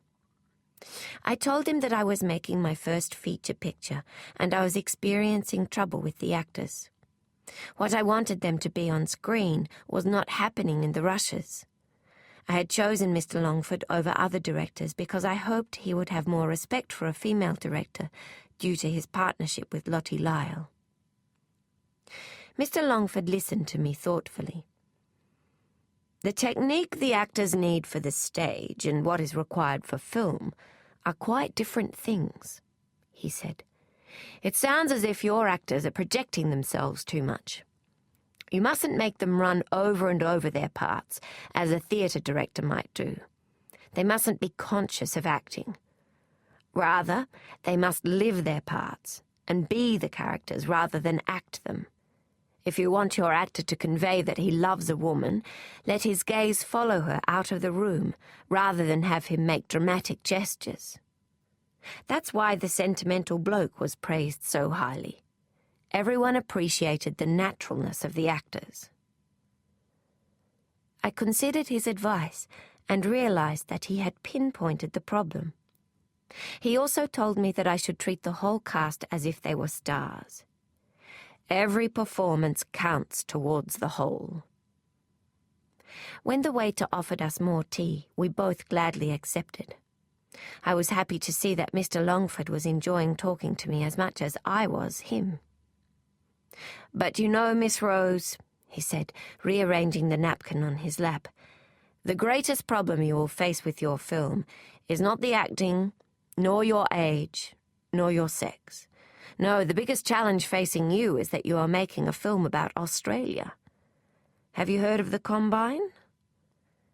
I shook my head, and Mr. Longford explained that the Combine referred to the merger of two companies, Australasian Films, which dominated production and distribution, and Union Theatres, which controlled 80% of Sydney cinemas. If it were not for the efforts of the Combine to crush the Australian film industry, we would be well ahead of the Americans. Mr. Longford must have noticed my surprise, for he was quick to continue. "Make no mistake, the Combine acts in the American industry's interest," he said. "It is much cheaper to import films than to make them. Before the war, Australian productions were quite crude, but when Lottie and I started making pictures like The Fatal Wedding and Margaret Catchpole for small sums and earning profits here and in England, we were perceived as a threat." I listened with interest while Mr. Longford went on to explain that the Combine had sabotaged The Silence of Dean Maitland by refusing it a release at Premier Theatres. "I had to go to an independent exhibitor," he said. "The Combine then threatened to cut off their supply of films if they screened any more Australian productions." I was even more appalled at the financial problems faced by local producers. Because Union Theatres wouldn't exhibit The Sentimental Bloke, I was offered the lowest price possible by Hoyt City Theatre, Mr. Longford said. "After 1 week of screening the film 3 times a day to full houses, they made a fortune, and I got £30. I glanced at the palm trees outside the window. The sky was growing dark. A waiter lit the fire and stoked up the flames. It was unbelievable to me that the finest director in Australia was having so much trouble getting his films exhibited and was living a borderline existence when his films themselves were making profits. I reviewed my position. When I had asked Freddie about distribution, he had told me to concentrate on making the best film possible and that he would take care of the rest. "And Fisher's Ghost?" I asked. "How did that do?" Mr. Longford's thin lips broke into a smile. "Same story," he said. "Lottie and I made it for £1,000. It played to full houses and made everyone else a fortune. Our production company went broke." "But you managed to get it distributed?" "Not through the Combine," answered Mr. Longford. "Stuart Doyle of Union Theatres said it was gruesome." "I thought it was atmospheric," I told him. "Compared to a lot of American films, I would hardly have called it gruesome." Mr. Longford put down his cup. "It probably wasn't Mr. Doyle anyway, but his friend, Frederick Rockcliffe, who had that opinion. It's well known that Rockcliffe has a low opinion of Australian directors." The mention of Freddie's name fell like an iron on my head. If what Mr. Longford said was true, why was Freddie supporting me? I almost admitted to Mr. Longford who was producing my picture, but I hesitated. I liked Mr. Longford and thought he was a great artist, but there were other Australian directors producing good work too, and Beaumont Smith could get his films exhibited. Yet when Mr. Longford spoke, one would have thought he and Lottie Lyle were the only Australian directors of any note. In all my conversations with Freddie, he had seemed supportive of the idea of local production. He had only expressed a dislike of character studies and stories of down-and-outs, which was the genre Mr. Longford specialized in. Was it possible that this was not about a large firm trying to crush an artist, but rather a clash of personalities? Mr. Longford had presence, but he also had an ego, and so did Freddie. After another round of tea, the subject of our conversation changed from films to my homeland. "One would hardly detect an accent, although there is something exotic about you, Miss Rose," said Mr. Longford. "And yet, most encouragingly, I find you more passionately Australian than most Australians." I thanked him for what I considered a great compliment. Yes, I did feel passionately about my new homeland and its natural beauty. My mind drifted to Ranjana. She spoke with a perfect British accent, but until she adopted her sari again, she had not been accepted. It was dark outside when Mr. Longford and I agreed that we should head to our homes. Mr. Longford helped me with my coat and walked me to the wharf. Before I boarded the ferry, he tipped his hat to me and said, "You are very young, Miss Rose. You have so much to learn and so much ahead of you. I envy you, and in some ways I pity you, too." I waved to him as the ferry chugged off, leaving a wake of white foam in the black water. The next time I would see him, Lottie Lyle would be dead and his career in pictures would be over. Mr. Longford's words were an omen, even though I did not know it then. Chapter 18. When I told Clara and Robert that Raymond Longford had made Lottie Lyle and Arthur Taushet mingle with the poor of Woolloomooloo to prepare them for the sentimental bloke, Robert suggested that the actors of In the Dark live in his house while we were filming. "They should look as though they belong here," he said. Freddie agreed when I repeated Robert's suggestion to him. "The picture will be more convincing if the actors look natural in their surroundings. It should be the most normal thing in the world to them that someone else will clear a table after them or pick up their clothes." He bought Dolly a tailored dress to rehearse in, rather than the blouse and skirt she had been wearing. "It's not very comfortable," she complained. "Society women are never comfortable," Freddie told her, "but they always look smart." Andy and Don spent their breaks playing tennis with Robert and finished their day by investigating the labels on the bottles above the bar. During one lunch break, I noticed that Esther, who was organizing the catering, had set her hair in waves. She looked beautiful. Robert and Freddie complimented her, but Hugh said nothing. Esther stared at Hugh longer than necessary each time she passed a plate or a piece of cutlery in his direction, but Hugh looked straight through her. She is besotted with him, I sighed. In the years we had lived with Esther, she had ceased to be our landlady. We were more like a family, and Esther, who had been an only child, often said she felt she was living with her sisters and brothers. I had been unlucky in love, but that did not mean I couldn't hope for the best for those I cared about. So what about Hugh? Was he oblivious to Esther's interest, or was he only shy? One afternoon, while Hugh and I were having a production meeting, Esther snuck into the room with a tray of tea and biscuits. She placed it on the table beside us without a word and crept out the door again. Hugh did not even look up. I could not stand it any longer. "Hugh, I want to talk to you about Esther," I said. "Who?" he asked, continuing to make notes on his script. "Esther," I repeated. Giallo jumped from Hugh's shoulder onto the table. "Esther!" he squawked. Hugh glanced up. "Oh, Esther," he said. "Yes?" "She likes you. She likes you a lot. As a man." Hugh stared at me with such incomprehension that at first it was comical. Then his eyes darkened. "I don't want any woman's sympathy.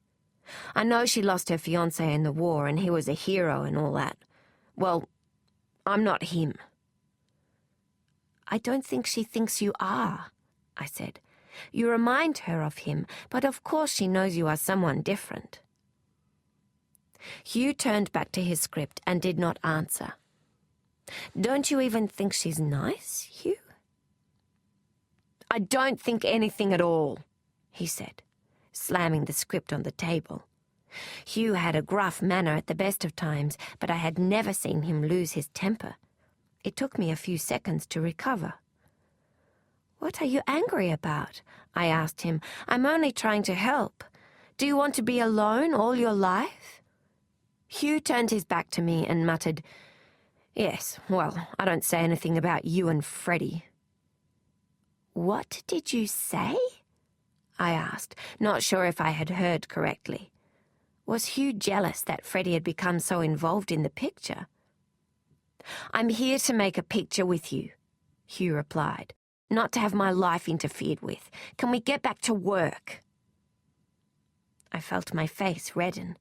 Hugh had never spoken to me like that. We had always been equals. 4 eyes are better than 2 was our motto. He had reprimanded me as if I were a schoolgirl because I had pointed out Esther's interest. She was a lovely person, and he would be lucky to have her. "I'm the director of this film," I reminded him. "Be careful how you speak to me." Hugh did not respond to the rebuke. A chilly silence hung between us while he returned to writing on his script. He glanced up and noticed the tea tray. "Here," he said, pulling it towards us and pouring me a cup. "Let's say no more on the subject and concentrate on the picture. Agreed?" My anger softened when I heard his conciliatory tone. "Agreed," I answered. I was glad that the goodwill was restored between us. But when I looked at the freshly baked biscuits on the tray, I could not help feeling sorry for Esther. A few days after we finished filming, Uncle Ota wrote to say that he would be returning to Sydney with Ranjana and Thomas. Uncle Ota had found a manager for the Balgownie cinema, and Freddie had invited my uncle to become his partner. The 2 men intended to make an offer on Mr. Tilley's cinema, which Uncle Ota would manage himself in order to be with us. I was thrilled by the news. I had missed Uncle Ota and Ranjana, and especially Thomas. The house was not the same without his cheerful chatter. The same night, another friend returned. I was in the kitchen thinking about ideas for a new script when I heard a bump on the roof. The house had been silent until then, except for the occasional creak of its walls. I listened. Footsteps scurried along the roof, then came to a halt. A cat, I told myself. The steps were too heavy for a rat or a mouse. Something jumped into the tree outside the window. The leaves rustled, and two eyes glistened in the dark. A possum with one flat ear peered through the foliage. Angel! I grabbed an apple from the fruit bowl and rushed outside. The possum was twice as big as the angel I remembered, but she did not run away when I approached her. Angel, I murmured, where have you been? I bit off a piece of apple and passed it to her.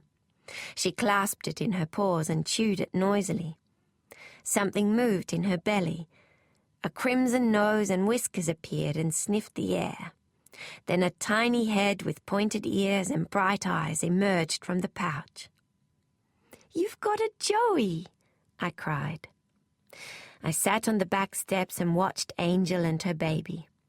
The joey crawled out of Angel's pouch and onto her back.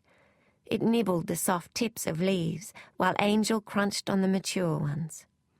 I filled Angel in on everything that had happened since her disappearance. And you inspired my first picture, although I had to change your character to a native bear. When dawn broke, the joey crawled headfirst into Angel's pouch. Angel gave me a look before climbing up the silver gum tree and disappearing into a hollow. "Welcome home," I said. With Ranjana back in Sydney, I had someone I trusted to do the editing of In the Dark. But while the filming of the picture had been a cooperative effort, the editing did not go smoothly. "Cut that," Freddie told Ranjana after she had played a scene of a car moving along a country road.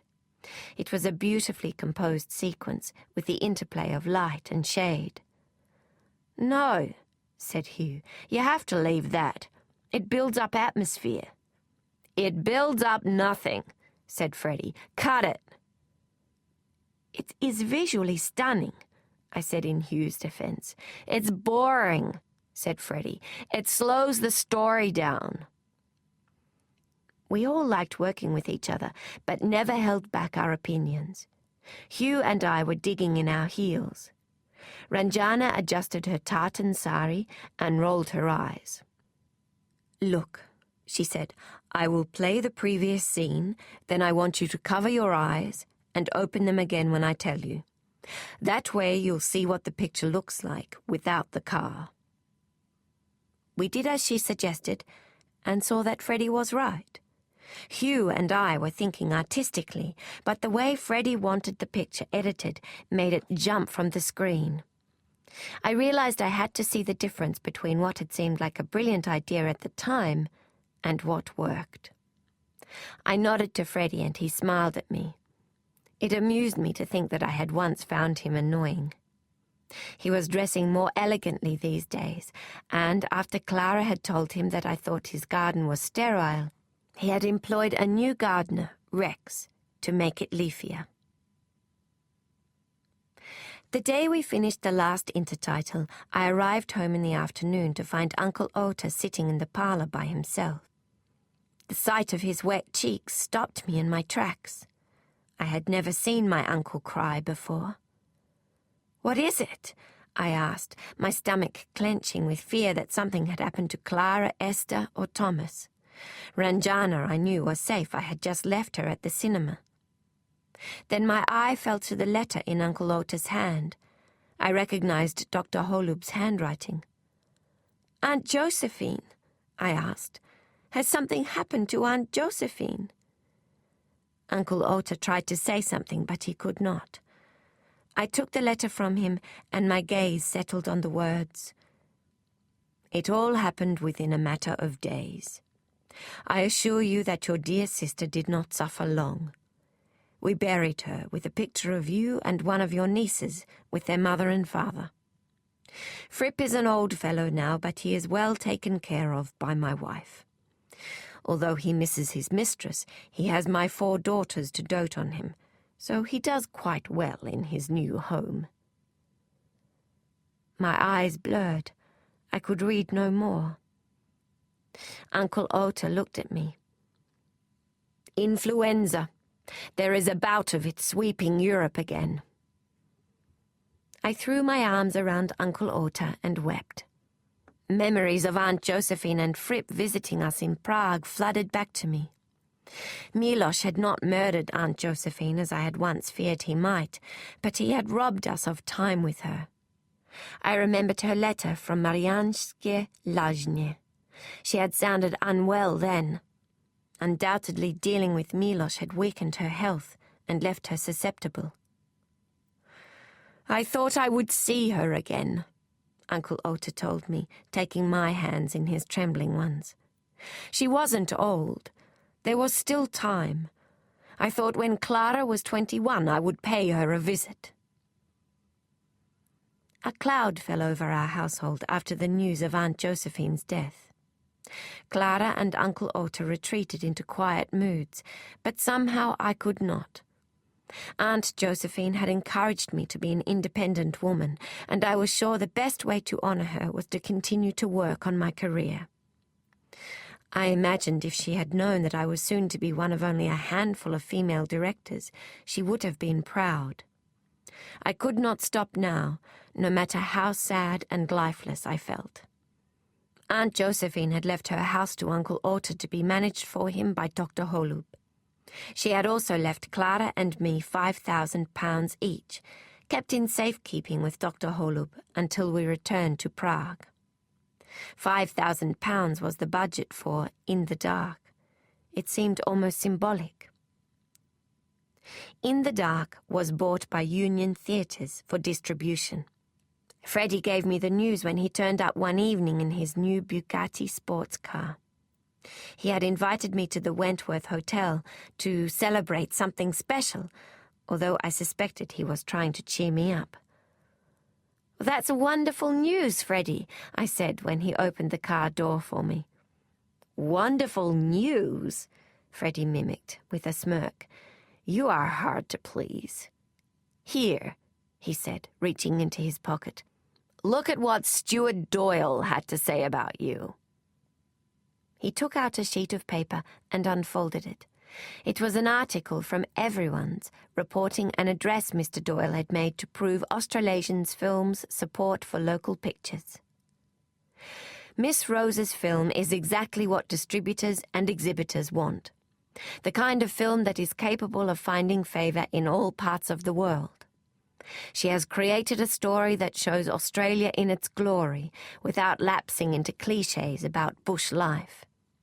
We have sold the film to Britain, and there are other countries interested in it as well, including the United States. "The film has already been sold to Britain?" I asked. Freddie shut the car door and climbed into the driver's seat. "Sure has. They're expecting it to make good returns, too." I read the article again. Established directors would have been thrilled at the news, but my mind drifted to Philip.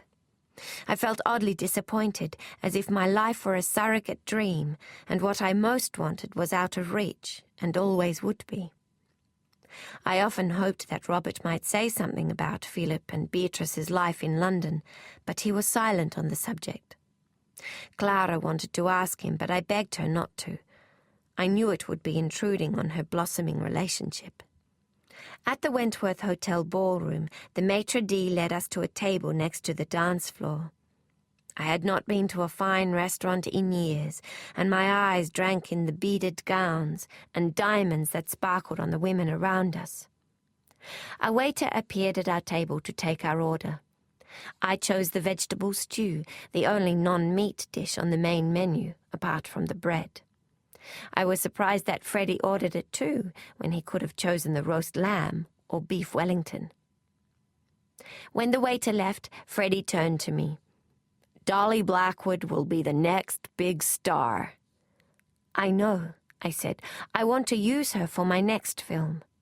"You won't," he said, taking a sip of champagne. "As soon as the Hollywood studios see her, they'll snap her up." "But we discovered her," I said. "Indeed," said Freddie with a smile. "We did." Something about the way Freddie had emphasized "we" embarrassed both of us. We fell into an awkward silence. We had never been self-conscious around each other before. There was something odd about him that night, apart from him ordering the vegetable stew. There was a nervous look in his eyes, and he kept fidgeting with his collar. Freddie never seemed to be concerned by anything. To protect his job with Galaxy Pictures, he had given the production credits on In the Dark to Robert, who acted as his front man for business transactions relating to the picture. "Aren't you afraid of losing your job if you are found out?" I had asked Freddie. It was apparent from his lavish lifestyle that he was paid a lot of money. "I only worry about things when they happen," he said. So, what was on his mind now? Was there a problem with the picture he was not telling me about? The waiter brought our food and the band started up. The music was loud, and I was grateful for it as an excuse not to speak to Freddie until the dessert arrived. "Peish Melba," he said, looking at the plate in front of him. "That brings back memories. That's the dessert we ate at Beatrice's luncheon the first time I met you." "So it is," I said. "I asked you what kind of pictures you wanted to make, and when you told me you liked Fritz Lang, I said that you'd never make any money." Freddie dabbed his lips with his napkin and laughed. "You must have thought I was rude." "You still are," I ribbed him. "I have just become used to it." After dessert, Freddie asked if I would like to dance. The band was playing a quick step. Freddie was light on his toes. We danced well together, despite our difference in size. The music stopped, and I expected Freddie to lead me back to the table. But he stood there, holding me in his arms. Then, with a suddenness that startled me, he lifted my hand to his lips and kissed it. "Adela, will you marry me?" I stared at him, not able to believe I had heard those words from Freddie. Was he drunk? No, I had only seen him sip one glass of champagne and one of brandy. "I've known for a long time that you're the woman for me," he said. My mind struggled to take in what was happening. I was fond of Freddie, but I had never thought of him romantically. He pulled me closer to him. "Look at your face," he said, and smiled. "I couldn't have shocked you more, could I? Have you never thought of marrying me?" I thought back over the past months. It became clear that Freddie's change in dress style, the disappearance of the dead animals from his house, and his remodeled garden had all been leading up to his proposal to me. But I had not seen it. The band played a waltz, and couples returned to the floor. Freddie was looking at me, waiting for an answer. I was too unraveled to give one. A frown came to his face. "How insensitive of me," he said, shaking his head. "I should have waited longer for you to grieve for your aunt." He is the eternal optimist, I thought. I had never given him any reason to think that I was in love with him, but he was confident that to receive, he simply had to ask. "It's not that," I told him. "I don't see myself getting over my aunt's death, but we still have to live." I wanted to tell him the truth. Hadn't he said himself that mincing words showed a lack of respect? I was about to explain that I could not forget my past, that I was still in love with Philip and always would be, when he threw back his head and laughed. "Oh, I understand," he said, pulling me towards him again. I'm used to American gals. I'd forgotten how traditional you European ladies are. I should have asked your uncle first. Is that it? Well, my darling, I'll do that tomorrow, and then you can say yes. All right? The evening had taken a strange turn, but at least I had been given a reprieve. Freddie took me home after midnight when the household, including Clara, was already asleep. I washed my face and hands, brushed my hair, and cleaned my teeth, but when I climbed into bed I was still wide awake. I realized that I would not be able to wait until the morning to tell somebody what had happened. I shook Clara's shoulder. "Freddie," she said, sitting up and turning on the light when I told her what had passed. "Freddie asked you to marry him." "Shh," I said. "I'm not ready for the whole household to know." Clara beamed from ear to ear. "I like Freddie. He would—" She must have noticed the uncertainty on my face because she stopped herself. "What is it?" she asked. I could not find the words to answer her. In the end, I did not have to. "Adelka, because you can't be with Philip does not mean you can't be happy," she said. "He loved you so much, but he was already involved with Beatrice when he met you. He would be heartbroken if because of him you never married or experienced the joy of having children of your own." I climbed out of bed and looked out the window. Robert would propose to Clara as soon as she finished her studies. I was sure of it.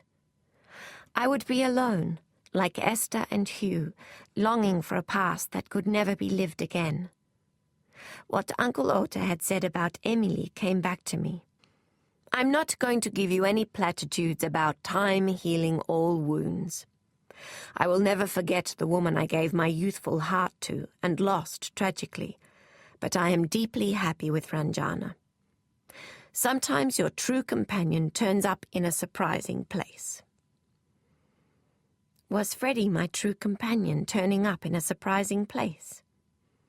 I had enjoyed arriving on the set of In the Dark every morning and seeing him there, because I benefited from the challenges he was always throwing me. If I had become a good director, it was due to him. Freddie was intelligent and full of life. I thought of his house in Cremorne and the changes he had made to it, and himself, to please me. I was looking at a life that I had not envisaged until this moment. But to enter it, to even consider it, I would have to forget Philip. "Freddie is going to ask Uncle Ota's permission tomorrow," I told Clara. "Uncle Ota will say yes if that is what you want. He likes Freddie. He has always said so." I rested my head against the cool window glass. Freddie had held me in his arms when he proposed to me. I had felt safe in his embrace. It was like being wrapped in a warm coat on a windy day. "Freddie makes you laugh," Clara said. "He will make you happy. I am sure of it. Are you going to say yes?" I trembled with the trepidation of someone turning away from one path and committing themselves solely to another. Aunt Josephine had been against marriage because she saw it as the end of a woman's independence. But things would be different with Freddie. He supported my career. I could have the best of both worlds. "Yes," I told her. "Yes, I am." I clenched my fists, knowing that my life was about to change as surely as my name. Freddie was a wonderful person, and the more I knew of him, the more I liked him. Philip's face flashed into my mind, but I turned my thoughts away from past memories. I would think only of Freddie from now on. "Mrs. Adela Rockcliffe," I whispered. "Mrs. Frederick Rockcliffe," Clara corrected me. "Mrs. Frederick Rockcliffe," I repeated. I had made my decision.